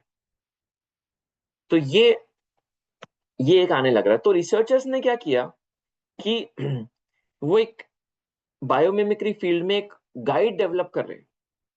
उसमें नेचर की सारी स्ट्रैटेजी लिख रहे हैं, ताकि हर व्यक्ति को नेचर में जाने की जरूरत नहीं है। रिसर्चर रिसर्च कर रहे हैं और उसको एक फॉर्मूले के फॉर्म में पुट कर रहे हैं, ताकि जो भी व्यक्ति कुछ कर रहा हो, डिजाइन कर रहा हो, घर बना रहा हो, रोड कंस्ट्रक्शन, कैसे भी कारपेट बना, कुछ भी, तो वो इसको रेफर कर सकते हैं और इस सिस्टम को अप्लाई कर सकते हैं डायरेक्टली सारी इंडस्ट्रीज। ठीक है, तो इसके लिए बन गया है। अब देखते हैं, देखिए एग्जाम्पल देखते हैं इसके। जैसे हम कंस्ट्रक्शन करते हैं, तो कंस्ट्रक्शन इंडस्ट्री का इंपैक्ट बहुत ज्यादा है। 8% जो ओवरऑल कार्बन प्रोडक्शन है वो कंक्रीट प्रोडक्शन से आता है, 8% लगभग। तो कंक्रीट का इंपैक्ट बहुत ज्यादा है। और जब घर डिस्ट्रॉय हो जाते हैं तो उसके कारण जमीन भी डिस्ट्रॉय हो जाती है, वहां कुछ उगता नहीं है, वो उसकी फर्टिलिटी भी लूज हो जाती है, तो बहुत सारे इश्यूज हैं। अब हम ये पूछें कि अपने आप से कि क्या नेचर कंक्रीट बनाता है क्या, या नेचर कंक्रीट जैसा कोई मटेरियल बनाता है क्या जो इतना हार्ड है? तो नेचर बनाता है बहुत सारे मटेरियल्स। जैसे नेचर कोरल रीफ बनाता है, कोरल्स बहुत हार्ड होती हैं। तो नेचर कैसे बनाता है कोरल? नेचर कोरल बनाता है कार्बन को सीक्वेस्टर करके।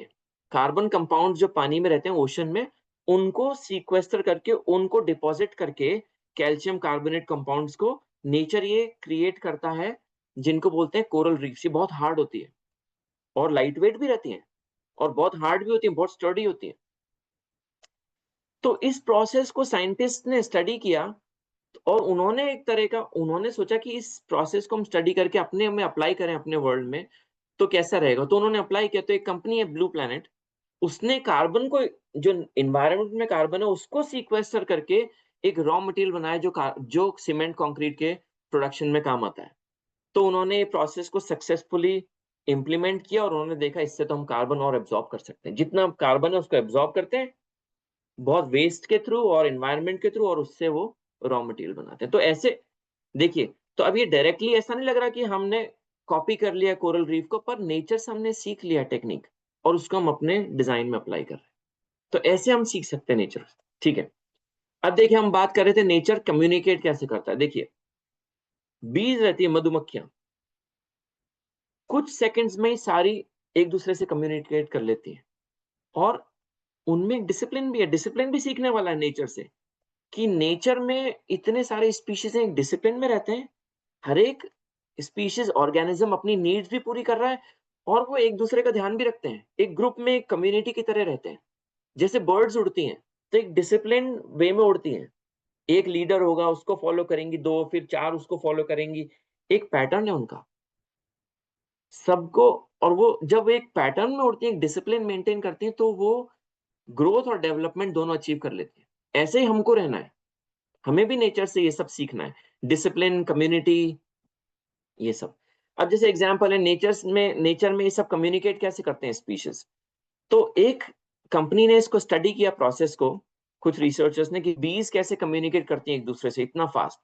और उन्होंने उसके एल्गोरिथम को सीखा और उस एल्गोरिथम को कुछ डिवाइसेस में, सेंसर्स में अप्लाई किया और उसको यूज किया डिफरेंट जो हमारे घर में अप्लायंसेस रहते हैं या इंडस्ट्रियल अप्लायंसेस, उनको कनेक्ट करने में और फिर उनको मॉनिटर करने में और उनको उनको काइंड ऑफ रिमोटली कंट्रोल करने के लिए। तो उन्होंने पाया कि जब हम नेचर से सीख के ये वाली एल्गोरिथम अप्लाई करते हैं, तो हमारा 30% जो एनर्जी बिल्स है वो डाउन हो जाता है, रिडक्शन हो जाता है एनर्जी में, इस प्रोसेस को हम अप्लाई करते हैं। तो ये भी लर्निंग थी कि नेचर का कम्युनिकेशन पैटर्न की एल्गोरिथम को हम अप्लाई कर सकें। तो ऐसे रिसर्चर्स बहुत चीजें सीखते हैं। ठीक है, तो ऐसा हम भी देख सकते हैं। एक और लेते हैं एग्जाम्पल, जैसे कि नेचर एनर्जी कैसे कंजर्व करता है। ठीक है, तो कुछ साइंटिस्ट ने ये देखा कि जो फिश है, ये जो फिश है आपको इमेज में दिख रही होंगी, जो फिशेस जो पानी में स्विम करती हैं, तो वो क्या करती हैं, जैसे आगे वाली फिश तो एक वो झुंड में स्विम करती है, तो आगे वाली फिश जब मूव करती है तो वो पानी में ऐसे स्वर्ल बनाती है, ऐसे एक rotational kind of pattern create करती है। तो जो उसके पीछे वाली मछली है उसको कम ताकत लगानी पड़ती है, और जो थर्ड मछली है उसको और भी कम ताकत लगानी पड़ती है आगे बढ़ने के लिए। तो यदि पानी में इस तरह के स्वर्ल क्रिएट किए जाएं या हवा में ऐसे स्वर्ल क्रिएट किए जाएं, तो आगे वाली फिश को, या पानी में क्रिएट किया तो आगे वाली फिश को जो एफर्ट लगाने वाले पड़ेगा, पीछे वाली को और कम, और आगे और पीछे वाली को और कम एफर्ट लगाना पड़ेगा। तो ऐसा उन्होंने देखा कि अच्छा, इसलिए फिशेज़ इतना जो झुंड में रहती हैं, इतना एक्टिवली मूव कर पाती हैं और बिना एफर्ट लगाए, कम से कम एफर्ट में पानी में इतना स्विफ्टली मूव कर जाती हैं कभी-कभी। वो एक-दूसरे को हेल्प करते हैं, ठीक है।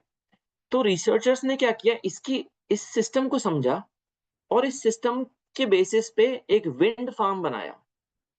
जो विंड मिल होती है, जो हम विंड मिल बनाते हैं, जो कन्वेंशनल विंड फार्म होता है, उसमें तो एक पंखा जैसा दिखता है। इन्होंने बनाया एक वर्टिकल विंड फार्म और ये वर्टिकल विंड फार्म बहुत थोड़ी-सी जगह लेता है और इस विंड फार्म को इस तरह से लगाया जैसे मछलियाँ जितने डिस्टेंस पे रहती हैं, लगभग उसी प्रोपोर्शन में डिस्टेंस को रखा विंड मिल्स को और उन्होंने देखा कि जैसे ही हवा आती है, जैसे ही पहली विंड मिल रोटेट करती है, सेकंड वाली उस तुरंत रोटेट करना चालू करती है और उससे भी तेज़ और थर्ड वाली और तेज़ रोटेट करती है।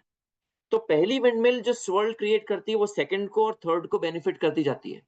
तो इस तरह का एक फार्म बनाया तो उन्होंने देखा कि ये जो प्रोसेस है, जो हमने मछलियों से सीखा नेचर से, ये 10 टाइम्स ज़्यादा पावरफुल है, 10 टाइम्स ज़्यादा एफिशिएंट है जो हमारा कन्वेंशनल विंड फार्म है उससे। और इसमें बहुत कम जगह लगती है और हम 10 टाइम्स ज़्यादा एनर्जी प्रोड्यूस कर सकते हैं। ठीक है? तो ये सारे एग्ज़ाम्पल नेचर से आए। तो नेचर ने हमारे सामने ये सब रखे हैं एग्ज़ाम्पल। हमें बस सीखने की ज़रूरत है, हमें बस नेचर को ऑब्ज़र्व करना है, एक ओपन माइंड से कि नेचर को गुरु मानना है, नेचर को देखना है कि नेचर कैसे कर रहा है और उसको नोट करना है ध्यान से और उसको जाके उसको अप्लाई करना होता है। तो ये एक टेक्नीक है जो फ्यूचर में जो हमको बहुत काम आएगी और इस पे बहुत रिसर्च हो रही है, ये फील्ड जो है पढ़ाया जा रहा है आजकल बहुत ज़्यादा। नेचर में कार्बन जो है एक बिल्डिंग ब्लॉक है। नेचर कार्बन को सीक्वेस्टर करता है और उसको यूज़ करता है बॉडीज़ बनाने में या हर जगह बिल्डिंग ब्लॉक की तरह, ईंटों की तरह, ब्रिक की तरह। तो कंपनीज़ ने इसको स्टडी किया, जैसे एक कंपनी उसने स्टडी किया कि अच्छा नेचर ऐसे करता है, तो क्या हम भी कार्बन को सीक्वेस्टर कर सकते हैं क्या एटमॉस्फेयर में से? तो उन्होंने कार्बन को सीक्वेस्टर किया और उससे मटीरियल बना के प्रोडक्ट्स बनाना चालू किया। तो ये उन्होंने भी नेचर से सीखा ये प्रोसेस, ठीक है? और देखते हैं कुछ इंटरेस्टिंग एग्ज़ाम्पल। नेचर में देखिए, एक एक ऑर्गेनिज़्म है जिसका नाम है नेमीबियन बीटल। ये क्या करता है? ये रेगिस्तान में होता है, ये ऑर्गेनिज़्म। और रेगिस्तान में तो बारिश होती नहीं है, कम होती है बारिश। तो जो रेगिस्तान में जो हफ्ते में 1-2 दिन जो रात को जो फॉग आता है, जो मॉइस्चर, ह्यूमिडिटी आती है, तो ये क्या करता है ऑर्गेनिज़्म उस ह्यूमिडिटी को कलेक्ट कर लेता है। इसकी सरफेस की बनावट कुछ इस तरह की है कि ये अपने हाथ-पैरों में पानी की बूँदें कलेक्ट कर लेता है एटमॉस्फेयर से और फिर उस पानी को पी लेता है, जब ज़रूरत पड़ती है। तो रिसर्चर्स ने देखा कि इसकी सरफेस ऐसी कैसी है कि ये पानी को कलेक्ट कर लेता है। और तो उन्होंने इसको देख के फॉग कैचर्स बनाए। ये जो आपको राइट में इमेज दिख रही होगी फॉग कैचर्स, तो इस सरफेस से इंस्पायर होके फॉग कैचर्स बनाए जो 10 टाइम्स ज़्यादा एफिशिएंट हैं, जो कन्वेंशनल फॉग कैचर्स हैं उससे।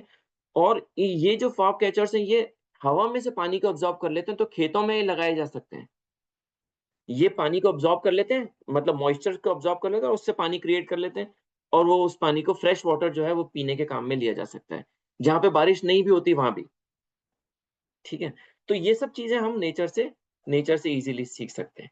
हमने ये भी बात करी थी नेचर में कितने सुंदर कलर होते हैं। देखिए कितने सुंदर कलर हैं नेचर में और हम जो करते हैं वो केमिकल्स यूज़ करते हैं। नेचर क्या करता है? नेचर सरफेसेस जो होती है, उसको ऐसे ट्रीट करता है कि जब लाइट उस पे रिफ्लेक्ट करती है, तो वो कलर हमें दिखता है। तो जैसे मोर के पंख हैं, उसमें डिफरेंट लेवल्स होती हैं। लेवल्स होते हैं सरफेस में, उस सरफेस पे जब लाइट पड़ती है तो हमें वो कलर दिखते हैं सुंदर। और इतने सुंदर कलर होते हैं विदाउट यूजिंग एनी केमिकल्स। तो क्या हम भी ऐसे कर सकते हैं? तो इस पे बहुत रिसर्च चल रही है। रिसर्चर्स कुछ सरफेसेस ऐसी बना रहे हैं जो कलर्स प्रोड्यूस कर सकें। हमें वो कलरफुल दिख सकें विदाउट एनी केमिकल यूज़। तो ये सब चीज़ें हम नेचर से सीख सकते हैं। और भी हैं जैसे नेचर अपने आप को क्लीन कैसे करता है।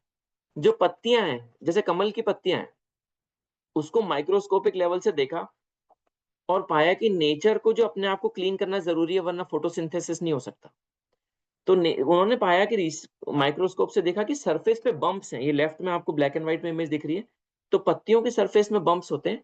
तो इन पे जब पानी की बूंदें फ्लो करती है, तो जो डर्ट पार्टिकल्स हैं, जितनी भी मिट्टी है, जो भी डर्ट पार्टिकल्स हैं, तो बूंदें जब फ्लो करती हैं तो इस बम्पी सरफेस के ऊपर तो वो इसको कलेक्ट कर लेती हैं डर्ट को और नीचे रोल करके लेके जाती हैं।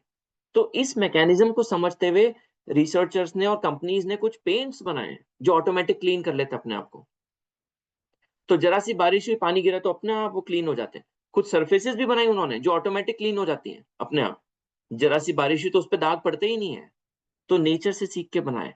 क्योंकि हम जब क्लीन करते हैं तो हम केमिकल्स यूज करते हैं, सोप यूज करते हैं, डिटर्जेंट यूज करते हैं, ये सब हार्मफुल केमिकल्स है। तो नेचर तो यूज नहीं करता, फिर भी नेचर अपने आप को क्लीन रखता है। तो नेचर का प्रोसेस हम देख सकते हैं। तो नेचर से जो सीखने वाली चीजें हैं वो एंडलेस है। हजारों हजारों लाखों चीजें हैं जो हम नेचर से सीख सकते हैं। डिसिप्लिन सीख सकते हैं, कम्युनिकेशन सीख सकते हैं, कम्युनिटी कैसे बनाते हैं वो सीख सकते हैं, घर कैसे बनाता है, मटेरियल सीख सकते हैं, सब चीजें नेचर से। ठीक है। और हमें जो एक चीज तो ये सब, ये भी एक अप्रोच है कि नेचर से हम सीख सकें। और भी एक है कि हम हमें एक चीज ये बहुत ही जरूरी है जो हमें करनी है, वो ये करनी है कि सस्टेनेबिलिटी में जो हम कहते हैं कि बहुत जरूरी जो हमें करना है कि हमें प्लेनेट के साथ एक कनेक्शन स्टैब्लिश करना है। ये मिस हो गया है। हम हमें प्लेनेट के साथ एक यूनिटी और वननेस क्रिएट करनी है। हमें हर व्यक्ति का प्लेनेट के साथ एक कनेक्शन क्रिएट करना है। अभी आज की डेट में कई बार हमें हो जाता है कि हम अपने और अपने परिवार और घर के बारे में सोचते हैं, पर हम भूल जाते हैं कि हमारा ये जो प्लेनेट है ये भी घर है। थोड़ा बड़ा घर है ये हमारा और ये भी हमारा उतने इम्पोर्टेंट। तो हम इसको भूल जाते हैं, तो हमें ये स्टैब्लिश करना बहुत जरूरी है। और ये टॉपिक हमने लास्ट टाइम भी डिस्कस किया था कि ये बहुत ही इंपॉर्टेंट है। और ये इतना इंपॉर्टेंट है कि इसके बिना हम सस्टेनेबल वर्ल्ड अचीव नहीं कर सकते। तो जो आप फोटो देख रहे हैं स्क्रीन पे, ये पहली फोटो है, ओरिजिनल फोटो जो धरती की ली गई थी 1968 में, जो एस्ट्रोनॉट्स ने ली थी जब वो चांद पे जा रहे थे। तो आपको ये चांद की सरफेस दिख रही होगी नीचे। तो वो चांद के अराउंड थे और बहुत एक्साइटेड थे कि हम चांद पे जा रहे हैं। और तो उन्होंने देख रहे थे चांद की सरफेस कैसी दिखती है, लैंड नहीं कर रहे थे, उसके चारों तरफ घूम रहे थे। तो बहुत एक्साइटेड थे कि चांद कैसा दिखता है, सरफेस कैसी दिखती है, क्या है चांद पे। तो उन्होंने एक सेकंड के लिए पीछे मुड़ के देखा। तो पीछे मुड़ के देखा तो ये धरती दिख रही थी ऐसी, एक ब्लू कलर की बॉल, मार्बल जिसको वो कहते हैं, ब्लू मार्बल, इस फॉर्म में एक दिख रही थी वो। तो उन्होंने देखा खिड़की से, उनकी एक ग्लास की विंडो होती है गोल, उससे उन्होंने देखा धरती को। और उन्होंने जब देखा तो वो चांद को तो भूल गए और धरती को देखते रहे घंटों तक। क्योंकि उन्होंने, और उनकी आंखों से आंसू आने लगे एस्ट्रोनॉट्स की, क्योंकि वो जो देख रहे थे धरती को वो एक डिफरेंट विजन था इस बार। पहले जो आज तक देखा था वो धरती पे रह के देखा था, पहली बार उन्होंने धरती को दूर से स्पेस में देखा कि कैसी दिखती है। इस फोटो का नाम दिया गया अर्थराइज। ठीक है। तो उनको इतना एक कनेक्शन फील हो रहा था धरती से। वो कैसे हो रहा था कि उन्होंने देखा कि ये जो स्पेस है पूरा, जो ब्लैक दिखता है स्पेस, स्पेस पूरा ब्लैक है। और इस ब्लैक स्पेस में हजारों मिलियंस लाखों प्लैनेट्स हैं। तो हम कितने लकी हैं, हम कितने लकी हैं कि हम ऐसे प्लेनेट को बिलोंग करते हैं जहां पे लाइफ है। ये जो ब्लू कलर की बॉल है, उनको दिख रहा था ये जो हजारों लाखों प्लैनेट्स है, इसमें जो एक ब्लू कलर की बॉल है, इस पे लाइफ है। और ये हमारा घर है और हम इसको बिलोंग करते हैं। और हम इसको खराब कर रहे हैं। और हमको, जब हम वहां जाते हैं तब हमको ये फीलिंग नहीं आती। और यहाँ से हम इतनी दूर से हमको ये फीलिंग आ रही है कि प्लेनेट हमारे लिए कितना कीमती है, कितना इंपॉर्टेंट है ये हमारा घर। और इसको हमको हेल्थी रखना है। जब वो इस प्लेनेट को देख रहे थे तो उनको ये नहीं लग रहा था कि मैं अमेरिका से हूँ, मैं यूरोप से हूँ, मैं रशिया से हूँ। उनको बाउंड्रीज नहीं दिख रही थी, उनको अपना घर नहीं दिख रहा था। उनको ये पूरा प्लेनेट अपना घर दिख रहा था। और उनको ये फीलिंग आ रही थी कि पूरा प्लेनेट ही मेरा घर है, इसको मुझे अच्छा रखना है। और कितने हम लकी हैं कि हम इस प्लेनेट पे बिलोंग करते हैं। और हम, बस हमें वापस यहाँ पहुंचना है सेफली। ये सब एक्सप्लोर करके, चांद पे सरफेसेस एक्सप्लोर करके सेफली हमें यहाँ पहुंचना है। तो ये फीलिंग जो आई थी उनको, इस फीलिंग को उन्होंने डिस्क्राइब किया, जब प्लेनेट पे वापस आए उसको डिस्क्राइब किया। तो उसका नाम दिया गया ओवरव्यू इफेक्ट। ये जो फीलिंग है इसको बोलते हैं feeling of unity, feeling of feeling of oneness.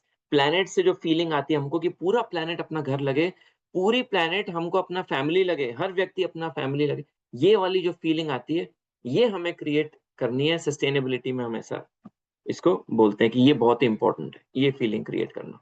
ठीक है। तो जल्दी से हम ये देख लेते हैं कुछ इंपॉर्टेंट चीजें जो हमें ध्यान रखनी चाहिए डेली लाइफस्टाइल में, जो हम अडॉप्ट कर सकते हैं इजीली। तो रिसोर्स कंजम्पशन के बारे में हमने देखा, तो हमें रिसोर्सेज तो अपने मिनिमाइज करने ही चाहिए, वेस्ट हमें मिनिमाइज करना चाहिए। जैसे कई बार हम सोचते हैं, जैसे जैसे हमने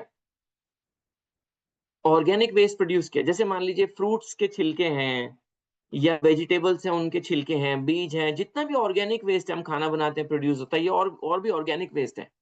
तो कोई भी ऑर्गेनिक वेस्ट लैंडफिल में नहीं जाना चाहिए। हमारी ऐसे अंडरस्टैंडिंग है कि ये तो ऑर्गेनिक वेस्ट है, ये लैंडफिल में जा रहा है, तो ठीक है, ये तो बायोडिग्रेड हो जाएगा। तो ये अंडरस्टैंडिंग को हमें हमें चेंज करना है। जितना भी ऑर्गेनिक वेस्ट है वो लैंडफिल में नहीं जाना चाहिए। जो भी लैंडफिल में कुछ जाना ही नहीं चाहिए। जो भी लैंडफिल में जाता है वो कभी बायोडिग्रेड नहीं होता। इवन हम बायोडिग्रेडेबल मटेरियल भी लेते हैं तो भी वो लैंडफिल में जाता है, वो बायोडिग्रेड होता ही नहीं है, क्योंकि लैंडफिल एक एनारोबिक एनवायरनमेंट है। वहां पे जो चीज जाती है उसका ऑक्सीजन नहीं मिलता। जब ऑक्सीजन नहीं मिलता तो वो मेथेन प्रोड्यूस करता है, मीथेन। मीथेन 25 टाइम्स ज्यादा ग्रीन हाउस गैस पोटेंशियल है मीथेन का। तो वो डबल हार्मफुल हो जाता है। तो हमें क्या करना चाहिए, जितना भी ऑर्गेनिक वेस्ट है उसको कंपोस्ट करना चाहिए। हमें कंपोस्टिंग फैसिलिटी बनानी चाहिए और उसमें उसको कंपोस्ट करना चाहिए। या इंडिविजुअल लेवल पे पॉसिबल नहीं है तो कम्युनिटी के लिए कंपोस्ट बनाना चाहिए, एक स्पेस जो हमारी पूरी कम्युनिटी है, सोसाइटी है, वो वहां पे कंपोस्ट कर सके सारा ऑर्गेनिक वेस्ट, जिससे जिससे सॉइल कंडीशनर बन सके, सॉइल क्रिएट कर सके, उस सॉइल को यूज करना चाहिए। तो ये तरीका है, तो ये करना चाहिए। तो एक मिनिमाइज वेस्ट, और वेस्ट को मिनिमाइज करना और उसको कंपोस्ट करना, ये चीजें आती है। बाकी चीजें हमें पता ही है, plant based food, animal based food को कम से कम, प्लांट बेस्ड फूड को ज्यादा हमें कंज्यूम करना चाहिए। जित कम से कम प्रोडक्ट्स हम खरीदें, जो भी प्रोडक्ट्स मटेरियल्स हम खरीदें उसको ज्यादा से ज्यादा यूज करें, रिपेयर करें और शेयर करें। हमें यूज नहीं चाहिए तो कोई और यूज करे उसको। और नई चीज ना खरीद के जो चीज ऑलरेडी है उसको यूज करें। और रेंटल सिस्टम स्टार्ट करें। जो चीज हमें साल में एक बार चाहिए, क्या हम उसको क्या खरीदना जरूरी है, क्या उसको रेंट किया जा सकता है ताकि और भी लोग यूज कर सकें। ये सब चीजें हमें देखनी है। ये सब चीजें बेसिक है जो हम लाइफस्टाइल में अडॉप्ट कर सकते हैं। ठीक है। कुछ चीजें हैं जो सिस्टमिक लेवल पे होनी चाहिए, इंडिविजुअल लेवल पे हम पॉसिबल नहीं है, लेकिन हमें उनका ध्यान रखना चाहिए। और जो एनजीओज या जो इंडिविजुअल या गवर्नमेंट्स उनको प्रमोट करती है उनको हमको सपोर्ट करना चाहिए। जैसे कि ग्रोथ, ग्रोथ की डेफिनेशन गलत है, तो ग्रोथ ग्रोथ की डेफिनेशन हमने इकोनॉमिक ग्रोथ से ले ली है, तो उसको हमें कैंसिल करके ग्रोथ की डेफिनेशन इन्वायरमेंटल, हेल्थ और सोशल वेलबींग तीनों के फॉर्म में डिफाइन करनी चाहिए। और हमें ये देखना चाहिए हमारे सारे एक्शंस में कि लॉन्ग टर्म हम इन्वायरमेंटल सस्टेनेबिलिटी अचीव कर रहे हैं कि नहीं। तो हमारा सोशल, इन्वायरमेंटल, इंडस्ट्रियल सिस्टम इस तरह का होना चाहिए कि जो नेगेटिव इम्पैक्ट क्रिएट ना करे। और साइंटिफिक डेवलपमेंट भी उसी डायरेक्शन में जाना चाहिए। और लास्ट जो चीज है जो बहुत इंपॉर्टेंट है वो है बिहेवियर चेंज। हमें ये देखना है कि हमारा माइंडसेट हम कैसे चेंज कर सकें। वो चेंज करना बहुत जरूरी है। साइंस माइंडसेट चेंज करने में, साइंस का डेटा हम यूज कर सकते हैं, बट साइंस का जो फोकस है वो है कन्वीनियंस वर्ल्ड प्रोवाइड करने पे और हमारी जरूरतों को पूरी करने पे, और कन्वीनियंस कैसे प्रोवाइड करना उस पे फोकस है। तो उसको डाइवर्ट करके हमको सही डायरेक्शन में लेके जाने की जरूरत है साइंस के एफर्ट को। ठीक है। और हमें देखना है कि हमें हमारे लिए एक्चुअल में क्या इंपॉर्टेंट है, सोशल वेलबींग, एनवायरमेंटल वेलबींग, तो उन सबको हमको फोकस करना चाहिए। और इमोशनल इंटेलिजेंस बहुत इंपॉर्टेंट है।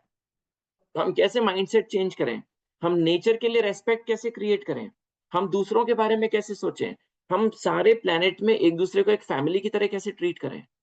तो ये सब, और एक सेंस ऑफ कम्युनिटी कैसे डेवलप हो। तो ये सब चीजें बहुत इंपॉर्टेंट है और साइंस को, स्पिरिचुअलिटी को साथ में लेके चलने की बहुत जरूरत है। तो जो हम साइंटिफिक डेवलपमेंट बहुत इंपॉर्टेंट है। जो भी चीजें आज हम सस्टेनेबिलिटी के बारे में देखते हैं ये सब हमने साइंस से सीखी है। साइंस हमें बताता है कि प्लेनेट सही चल रहा है कि नहीं चल रहा। तो साइंस हमें बहुत अच्छा डेटा भी दे सकता है, but at the same time science गलत डायरेक्शन में भी जाता है। साइंस गलत डायरेक्शन में ऐसे जाता है कि साइंस हमें और कन्वीनियंस प्रोवाइड करता है आगे से आगे। साइंस में हम ये नहीं देखते कई बार कि इससे लॉन्ग टर्म इम्पैक्ट क्या क्रिएट होगा, क्या ये नेचर के लिए हार्मफुल है प्रैक्टिस आगे जाके, क्या हम डिस्ट्रॉय कर रहे हैं नेचर का सिस्टम। तो हम इन चीजों को बहुत ध्यान रखने की जरूरत है साइंस के साथ साथ। ठीक है। तो यहाँ पे स्पिरिचुअलिटी का मेन रोल आ जाता है, क्योंकि स्पिरिचुअलिटी में हम बात करते हैं कि थॉट ट्रांसफॉर्मेशन, हम बात करते हैं नेचर से कनेक्टिविटी की, इंडिविजुअल्स की। हम बात करते हैं कि ऐसा सिस्टम जहाँ पे हम एक दूसरे को रेस्पेक्ट करें, सबको रेस्पेक्ट करें, पूरा सिस्टम, पूरी ह्यूमैनिटी एक दूसरे को फैमिली की तरह समझे। तो ये सब चीजें जो थॉट ट्रांसफॉर्मेशन की बात करते हैं, ये सब हम स्पिरिचुअलिटी से सीखते हैं। तो यदि साइंस और स्पिरिचुअलिटी को कंबाइन कर दिया जाए, तो साइंस को एक प्रॉपर डायरेक्शन मिलता है। तो ये बहुत इंपॉर्टेंट है। यदि हम खाली स्पिरिचुअलिटी को लेके चलेंगे तो भी बात नहीं बनेगी। यदि हम ओनली स्पिरिचुअलिटी को लेके चलेंगे, तो हमें पता कैसे चलेगा कि क्या सही है, क्या गलत है? डेटा भी नहीं मिलेगा हमें तो। हमें डेटा नहीं पता चलेगा, हमें ये नहीं पता चलेगा हम सही कर रहे हैं, गलत कर रहे हैं। कई बार ये भी नहीं पता चलेगा। हमें सेल्फ इम्प्रूवमेंट के लिए पता नहीं चलेगा, कई बार, यदि हम साइंस के बिना चलें। यदि हम साइंस नहीं लेंगे तो हमें ये नहीं चलेगा कि पता चलेगा कि हमारे बिलीफ सिस्टम सही है कि नहीं। हम असेसमेंट नहीं कर पाएँगे, हम इवैल्यूएशन नहीं कर पाएँगे, हमारा डिसीजन मेकिंग सही-गलत भी हो सकता है। तो साइंस भी बहुत इम्पोर्टेंट है। और यदि हम सिर्फ साइंस को लेंगे और स्पिरिचुअलिटी को इग्नोर करेंगे, तो हम सिर्फ कन्वीनियंस वर्ल्ड की तरफ जाएँगे, हम प्लैनेट को डिस्ट्रक्ट करते रहेंगे, हम आज का सोचेंगे, हम लॉन्ग टर्म नहीं सोचेंगे, हमारा सेल्फ इम्प्रूवमेंट नहीं होगा, ग्रोथ नहीं होगी और हम डिस्ट्रक्शन की तरफ तरफ बढ़ते जाएँगे। एक डायरेक्शन नहीं मिलेगा साइंस को, मीनिंगफुल डायरेक्शन, जो कि प्लैनेट को सस्टेनेबल बनाता है। तो ये दोनों चीज़ों को हमको साथ में लेके चलना है, तो ये इससे ये हमारी मोटी-मोटी लर्निंग है इससे, प्रोसेस से। तो इसको हम यहाँ पे रोक सकते हैं। और और अब कोई प्रश्न हो तो उसको भी हम डिस्कस कर सकते हैं। कोई क्वेश्चंस हो, बनते हो सस्टेनेबिलिटी से रिलेटेड। सस्टेनेबिलिटी बहुत वास्ट फील्ड है। सारी चीज़ों में तो शायद ही किसी की एक्सपर्टीज हो सकती है, बट जो सस्टेनेबिलिटी से रिलेटेड कुछ कोई क्वेश्चंस हो तो यदि मैं उसको आंसर कोशिश करूंगा आंसर करने की, आपको कोई क्वेश्चंस हो तो। जी, बहुत-बहुत जी, आभार भाई साहब। ये धन्यवाद। लगता तो है कि ये टॉपिक जो है हम लोग रिपीट कर रहे हैं, लेकिन हर साल इसमें इतनी नवीनता जोड़ते जा रहे हैं आपके नया-नया। जैसे इस बार जो जीपीआई और ये बायोमिमिक्री के बारे में हम लोग को सीखने को मिला। तो निश्चित ही हमारी भी ज्ञानवर्धन आपके इससे रिसर्च से होता जा रहा है और हम लोग को प्रेरणा भी मिलती है इसमें। बहुत-बहुत आभार। तो अ, अभी शायद बहुत कम लोग जानते हो, भाई साहब आदरणीय सत्यकाम जी हैं, ये जॉर्जिया यूएस में हैं। और इनकी विशेषता क्या है, भाई साहब आईआईटियंस हैं और उसके बाद में इन्होंने जो है इंजीनियरिंग में जॉब करने के बाद में, लेकिन फिर इन्होंने अपना फील्ड चुना कि वो सेटिस्फैक्ट्री नहीं लगा। अपना फील्ड चुना कि मैंने नेचर के लिए कुछ करना चाहिए। तो अपना सर्वस्व जो उन्होंने ग्लोबल सस्टेनेबिलिटी के लिए समर्पण कर दिया और जिस फील्ड में ये शोध कर रहे हैं जिससे हम लोगों को भी लाभ मिल रहा है। बहुत बहुत आभार। तो अब हम लोग हैंड रेज ले लेते हैं। धन्यवाद भाई साहब। जी, शर्मा जी प्रणाम। जी नमस्ते, मैं प्रणाम। सुशील मैं सुशील कुमार हूँ। पहले भी क्वेश्चन मैंने पूछे थे आपसे। मैं जी, मैं तो अमन जी, हम एक पूरा ग्रुप एनसीआर में काम कर रहा है वेस्ट मैनेजमेंट पे। और अच्छा। हम लोगों से उनका घर का कूड़ा वही मंगाते हैं और उनको उसके बदले में प्लांट्स देते हैं। हम अच्छा, बायोमेडिकल वेस्ट लीगली नहीं ले सकते क्योंकि लीगल बाउंडेशन है बायोमेडिकल वेस्ट पे। बाकी हाँ, वो तो जितना नहीं ले भी सकते। वेस्ट घर से निकलता है, बायोडिग्रेडेबल है, नॉन बायोडिग्रेडेबल है, वो हजार्डस वेस्ट भी हम मना करते हैं क्योंकि लीगली उसको नहीं ले सकते। और हम ऑर्गेनिक वाले वेस्ट से तो खाद बना के पौधे पैदा करते हैं, बाकी को रिसाइकलर को दे देते हैं। और हम ये रिसोर्स डिप्लीशन पे भी काम कर रहे हैं, परंतु फंड के अभाव में हम ज्यादा काम नहीं कर पाते। तो मैं ज्यादा नहीं कह पाऊंगा क्योंकि अभी समय कम है। तो मेरा एक निवेदन यह है, मैंने पहले भी किया, जब भी आप इंडिया आते हैं, एनसीआर दिल्ली आएंगे, तो आप थोड़ा जरा देख के जाएं हमारे उस काम को। तो हमें और भी गाइडेंस आपसे मिलेंगी तो हम उस दिशा में बढ़ेंगे। हमारा ये कार्यक्रम सेल्फ फाइनेंस्ड है, हम किसी से कोई पैसा नहीं ले रहे हैं। हम 5-10 आदमी हैं, वो इकट्ठा करते हैं पैसा, और उसमें जो हमारी 15-16 लेबर है उसका खाना खर्चा सब ऐसा पे कर रहे हैं। ये इंडिया का पहला प्रोजेक्ट चल रहा है जो अपने आप में ऐसा चल रहा है। तो हम रीयूज की बात भी कर रहे हैं। हम जो जूते हैं उनको भी रीयूज कराने की बात करते हैं, क्लोथ को रीयूज करा रहे हैं वहां पर। और हम वहां पर रिसोर्स को डिप्लीट होने से भी बचाने का पूरा प्रयास कर रहे हैं। तो ऐसे अवेयरनेस हम ला रहे हैं, छोटा सा हमारा प्रोजेक्ट है। आप कभी आए तो प्लीज जरूर आए। धन्यवाद। जी, जी भाई साहब, धन्यवाद। और ये तो बहुत ही अच्छा इनिशिएटिव है। आई थिंक ये तो बहुत ही परफेक्ट एग्जाम्पल है जो कि हमें करना चाहिए, और सारी कम्युनिटीज में, सारे रीजन्स में इसको करना चाहिए। तो तो अब के मैं आऊंगा तो जरूर आपसे आपसे कांटेक्ट करूंगा, और इसको आपसे देखना चाहूंगा कि कैसे आप इसको इतना अच्छे से सक्सेसफुली इसको कर रहे हैं। तो ये तो बहुत ही सही है। और आपकी बात भी सही है कि वेस्ट जो आपने बताया कि वेस्ट कलेक्शन, तो हैजार्डस वेस्ट तो हम नहीं कलेक्ट कर सकते, और उसके लिए, हाँ, उसके लिए कुछ रेगुलेशंस हैं, तो वो भी सही है। लेकिन जितना हम कर पाएँ ऑर्गेनिक वेस्ट या जो भी है तो कलेक्ट कर पाएँ, और यदि हम उसको कंपोस्ट कर पाएँ, स्पेशली ऑर्गेनिक वेस्ट को, और खाद के रूप में यदि उसको उसको उसको हम एग्रीकल्चर पर्पस के लिए यूज़ कर पाएँ या प्लांट्स के लिए यूज़ कर पाएँ तो बहुत ही अच्छा होगा। और मैंने मैंने बहुत सारे सिस्टम्स कई कंट्रीज़ में देखे हैं जहाँ पे कंपोस्टिंग सिस्टम चल रहे हैं। तो और बिज़नेसेस बन गए हैं बहुत बड़े-बड़े कंपोस्टिंग के। वो पूरे घरों से, बिज़नेसेस से, रेस्टोरेंट से फूड वेस्ट कलेक्ट करते हैं और भी ऑर्गेनिक वेस्ट, उसको कंपोस्ट करते हैं और उस खाद को फार्मर्स को सप्लाई करते हैं, किसानों को, और वो यूज़ करते हैं ताकि उनको कम से कम केमिकल्स यूज़ करने पड़े, और जो है ना सॉइल को न्यूट्रिएंट्स प्रोवाइड हो। तो ऐसे सिस्टम मैंने देखे, तो वो भी अपन डिस्कस कर सकते हैं। पर ये तो बहुत ही अच्छा इनिशिएटिव है। और आपने बताया कि रीयूज़ का भी इसमें आप चला रहे हैं, तो ये तो बहुत ही अच्छी बात है। बेस्ट यही होता है कि ये हम चीज़ों फाइव को आर रीयूज़ कर सकें। सर 5 आर पे काम कर रहे हैं। वो तीन आर तो खत्म हो चुके हैं, 5 आर पे काम कर रहे हैं हम। पहले तो हुँ, रिफ्यूज हुँ। है, रिड्यूस है, फिर रीयूज है, मतलब रिपर्पज है, उसके बाद में फिर रिपर्पस भी। रिसाइकिल पे जा रहे हैं। जी, जी। ये हम बिल्कुल, बिल्कुल सही है। आपके बहुत आने से बहुत ही अच्छा। हमें ये फायदा होगा कि हमें आप अच्छी गाइड कर पाएंगे। अब अभी तो हमारे मन में जो आता है वो हम कर लेते हैं। हम नेचुरल हुँ, कंपोस्टिंग कर रहे हैं। हम पहले कैटलिस्ट का यूज कर रहे थे, बैक्टीरिया बेस या फ्रेश बेस, और हमने कर दिया। हम केवल ठीक। नेचुरल कंपोस्टिंग की तरफ बढ़ रहे हैं। हमारा बहुत छोटा प्रोजेक्ट है, मशीन नहीं है हमारे पास में कोई। तो हमारी हम ज्यादा बड़े लेवल पर भी कर नहीं पा रहे हैं, परंतु हम 15-20 किलोग्राम वेस्ट हर मंथ रिसाइकिल कर रहे हैं। वाह! बहुत नहीं, बिल्कुल सही है, बिल्कुल सही है। एक तो जब भी मुझे मौका मिलेगा तो मैं विज़िट करूँगा, और एक और इसमें हम आगे भी बात कर सकते हैं बाद में कि मेरे कुछ स्टूडेंट्स भी रिसर्च करते हैं इस एरिया में, तो कभी-कभी उनको भी देखना होता है कि कैसा है, और वो भी बहुत इस फ़ील्ड में करते हैं, तो उनको भी एंगेज कर सकते हैं हम, ऐसे भी पॉसिबल। तो ऐसे बहुत तरीके से हम इसको देख सकते हैं कि स्टूडेंट्स को भी बेनिफिट हो कि कैसे सिस्टम काम कर रहा है, और वो ये भी देख पाएँ कि इसको नेक्स्ट लेवल पे कैसे लेके जाना है। तो ऐसे भी हम देख सकते हैं। Right sir. ठीक है जी, सर, थैंक यू धन्यवाद। सर। ओके, प्रणाम प्रणाम सर।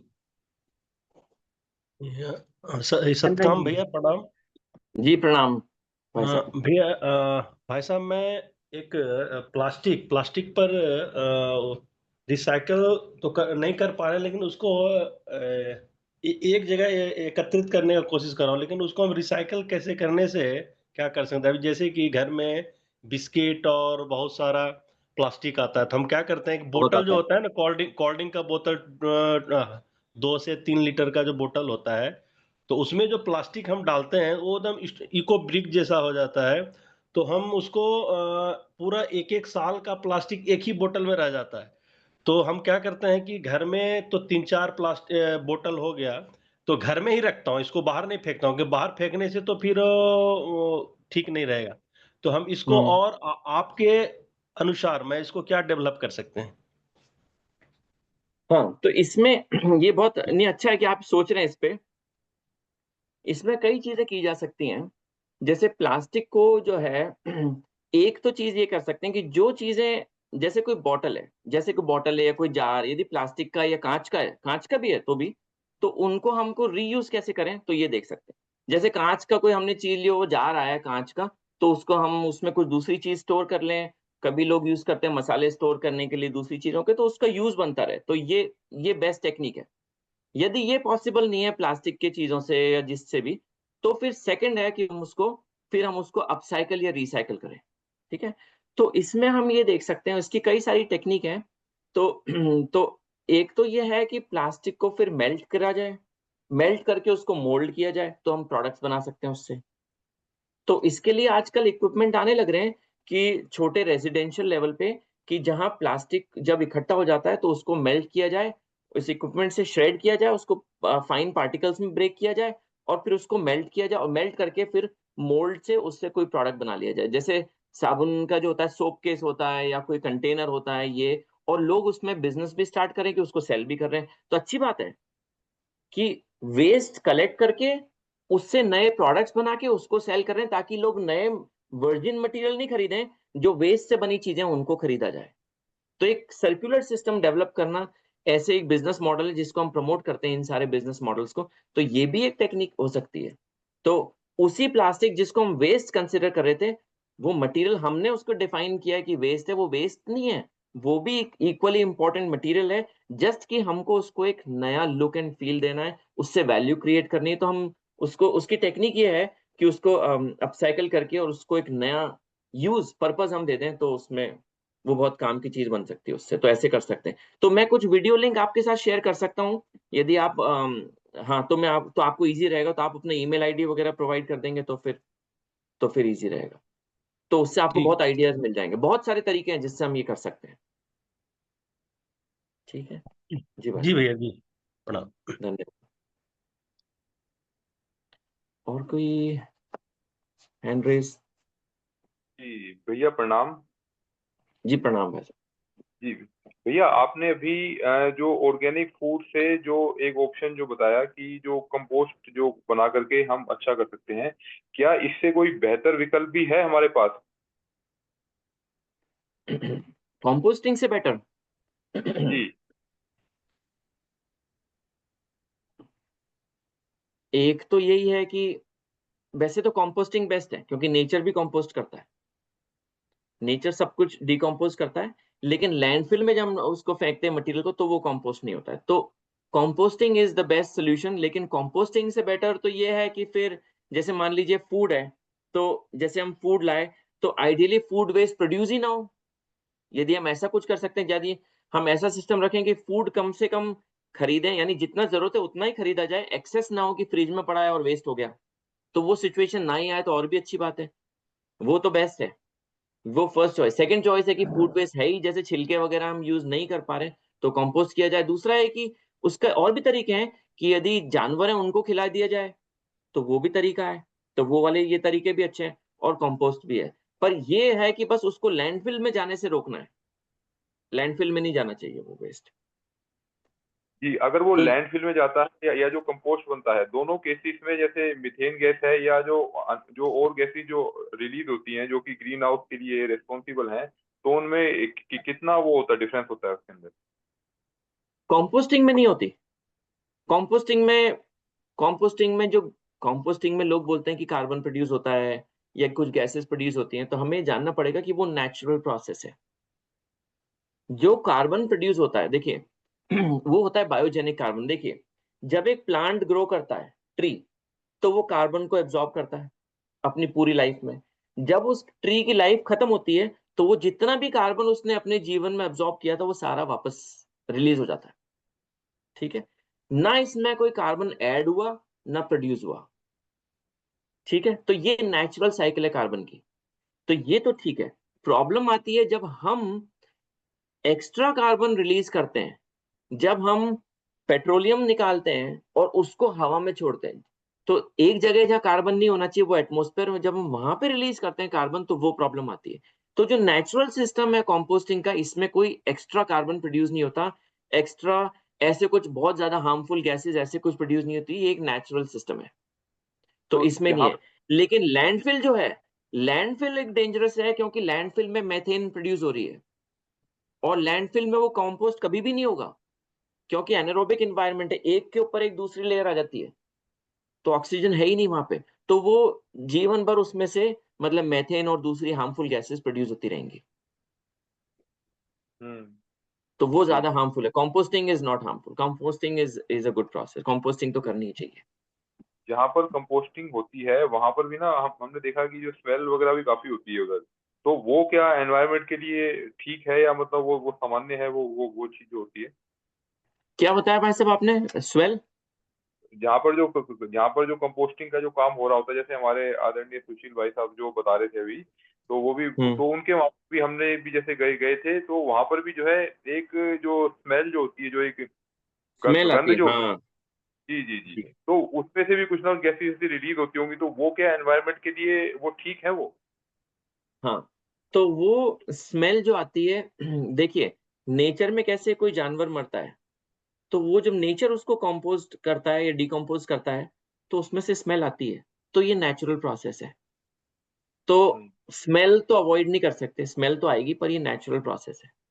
तो इसको हमको इसलिए इसके लिए कुछ डिवाइसेस बनाई गई हैं जिससे स्मेल ना आए। जैसे आजकल कंपोस्टिंग बिन्स आने लग रहे हैं, जैसे इंडिविजुअल फैमिली यदि कंपोस्ट करना चाहती है घर के बाहर, जस्ट थोड़ी कम जगह है, बालकनी में कहीं पे या थोड़ा सा घर के पीछे जगह है, तो वहाँ तो एक बिन्स आते हैं जिसमें स्मेल बाहर नहीं जाती। तो इस तरह के भी आने लग रहे हैं जिससे होता है।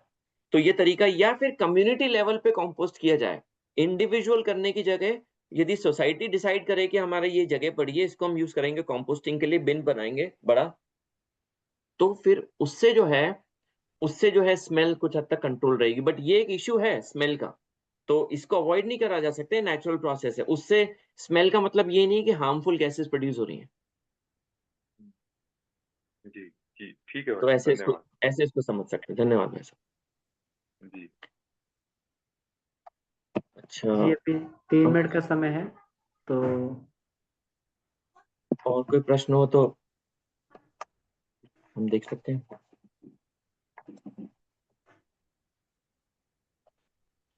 ठीक है, तो चैट में तो कुछ नहीं है मुझे। सुमन सुमन जी चैट का में तो प्रश्न है जी। ठीक है, तो प्रणाम भैया। सुमन तो दीदी। तो फिर हाँ हम ठीक है, प्रणाम भैया। शांति पाठ। अच्छा, प्रणाम भैया। जी प्रणाम, थैंक यू। जी प्रणाम। आप थोड़ा जीडीपी जीपीआई जीएचआई, हम मेरा इकोनॉमिक्स एक सब्जेक्ट रहा है तो मैंने पढ़ा था gross happy happy index. Okay, छोटे हाँ, छोटे कंट्री में ये बहुत एप्लीकेबल है, और हमारे जी, इंडिया में तो हम जीडीपी की तरफ बढ़ते हैं, और जीडीपी फुल्ली इकोनॉमिक्स से रिलेटेड है। तो मुझे और आपने आज का क्लास ये बता रहा है कि ग्रॉस सस्टेनेबिलिटी इंडेक्स, जो कि फुल्ली नेचर उसको फॉलो करती है, हम ह्यूमन बीइंग जी, नहीं कर पा रहे हैं। तो मुझे नहीं थोड़ा कर। ब्रीफली बताइए, और मैंने पूछा है कि मेल आईडी दीजिएगा, मुझे पूरा पीडीएफ इसका चाहिए। ऑडियो तो अच्छा, अवेलेबल है, बट मैं फिर से इसको रीड आउट करना चाहती हूँ। तो जीडीपी जीपीआई जीएचआई और जीएसआई, मतलब ऑल फोर को आप थोड़ा ब्रीफली बताइए, टाइम तो हो गया है। थैंक यू सो मच भैया, प्रणाम। जी प्रणाम। तो मैं इसको जो है आपको एक तो ईमेल आईडी इसमें चैट विंडो में दे देता हूँ। तो इससे आपको आपको आ गया होगा चैट विंडो में ईमेल आईडी, तो आप ईमेल कर सकते हैं और मैं उसको पोस्ट भी कर सकता हूँ, आपको पीडीएफ भेज सकता हूँ। तो इकोनॉमिक मेरा फील्ड तो नहीं है, लेकिन मैंने जो पढ़ा है कि जो हमारे जितने भी ये जो जीडीपी और जीएनपी हैं, जितने हमारे जो कन्वेंशनल जो हम प्रोसेस ले रहे हैं, जो टूल्स लेते हैं हम, इससे हम सारा प्रोडक्शन एक्टिविटी और कंजम्पशन एक्टिविटी को मेजर करते हैं, और उसके बेसिस पे हम डिसाइड कर रहे हैं कि हमारा ग्रोथ की डेफिनेशन हम डिसाइड कर रहे हैं। लेकिन रियल वर्ल्ड में हमारी हैप्पीनेस जो है वो इस पे डिपेंड नहीं करती, वो दूसरी चीजों पे है। हमारी हेल्थ, सोशल, एनवायरमेंटल वेलबींग इस पे डिपेंड करती है। तो आप सही कह रहे हैं, ऐसे कुछ टूल्स और भी रिसर्चर्स ने बनाए, जैसे जीपीआई एक टूल हमने देखा, ऐसे और भी टूल्स बनाए हैं, हैप्पीनेस इंडेक्स और भी टूल्स बनाए हैं, जिनमें इन्वायरमेंट को कंसिडर करा गया है ना? तो हमें इनको इम्प्लीमेंट करने का देखना चाहिए, या एटलीस्ट जो जो व्यक्ति इसको इम्प्लीमेंट करने का करते हैं, तो उनको हमको सपोर्ट करना चाहिए। तो ये हम इसमें इनडायरेक्टली ये कर सकते हैं, और एटलीस्ट हम इन चीजों को वैल्यू करें। हम ये समझें कि हैप्पीनेस जो है सिर्फ मटेरियलिस्टिक नहीं है, इन और भी चीजों से इंपॉर्टेंस है, इनको ज्यादा वेट करें, ना कि इन पे ज्यादा वेटेज दें और इनको ज्यादा सपोर्ट करें। वजह है कि हमारा पूरा टाइम मटेरियलिस्टिक चीजों को ऑक्यूपाई करने में लगाएं। तो ये सब चीजें हम समझ सकते हैं कुछ लेवल पे, बाकी तो पॉलिटिकल लेवल पे और बड़े लेवल पे इम्प्लीमेंट होती है, लेकिन अपने लेवल पे हम जितना अवेयर हों और जितना सपोर्ट कर पाए, उतना उतना सही है। तो इस पे मैं ये कर सकता हूँ आपको कि अभी तो टाइम हो गया है कि मैं आपको कुछ पीडीएफ्स इस पे भेज सकता हूँ, है ना? तो आपका भी ईमेल आईडी मिल जाएगा, आप मेरे को ईमेल कर दीजिए, फिर अपन इस पे डिस्कस कर लेंगे। मैं पीडीएफ आपको कुछ भेज दूंगा। तो आपका इकोनॉमिक सब्जेक्ट है, तो आप तो इस पे बहुत रिसर्च कर पाएंगे। प्रणाम बाबू जी जी। बहुत बहुत धन्यवाद। जी बाबू जी, तो आपका आशीर्वाद हमें प्राप्त हो जी। प्रणाम बाबू जी। बाबू जी। बाबू जी का म्यूट हाँ लग रहा है, ऐसे लग रहा है। जी जी, भी उन्हें बाबू जी, अपने पोस्ट। आप को अनम्यूट कर लीजिए।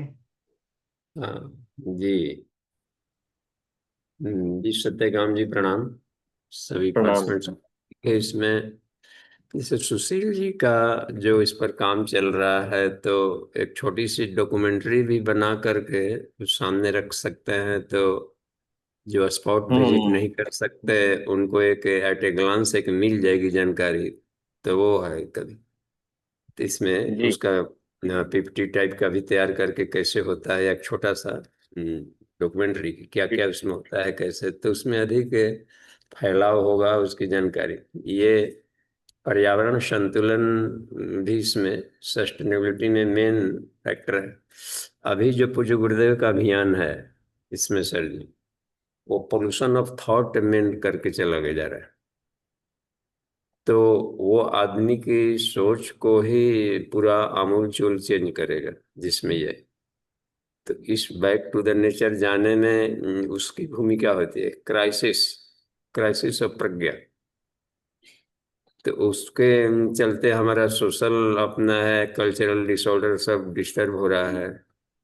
तो उसमें आता है जब आदमी का इक्वी लेवल, जिसे आप बोल रहे थे, इक्वी लेवल जैसे ही ये होगा, इमोशनल क्राइसिस खत्म होता है, तो आदमी बैक टू द नेचर जाता ही जाता है हम्म और प्लांट से प्रेम करता ही है और अपने हर वस्तुओं को चाहता है कि वो इतना प्यार करता है कि सस्टेन उसको देना चाहता है उसमें रखने का।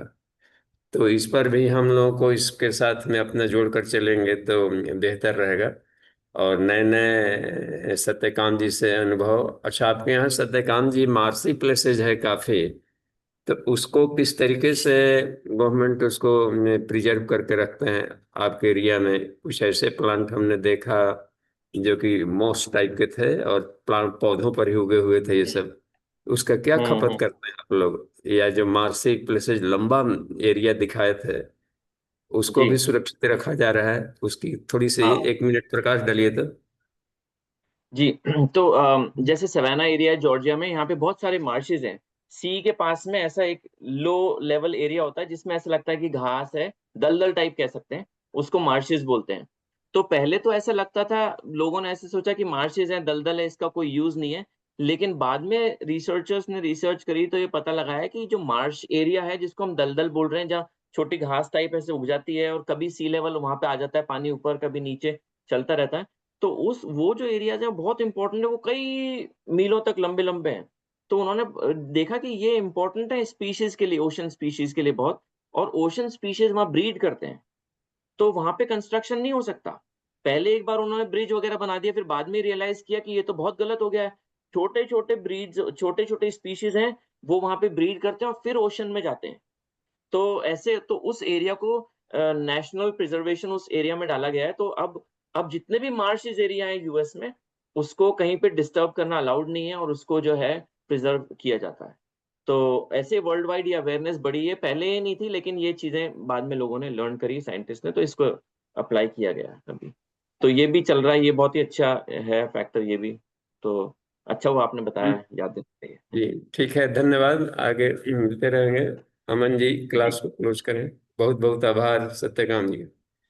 जी धन्यवाद। जी भाई सब, तो शांति पाठ के साथ क्लास को समापन जी किया जा सकता है जी। जी तो ठीक है, तो शांति पाठ कर लेते हैं। ओम शांति शांति शांति। धन्यवाद, प्रणाम।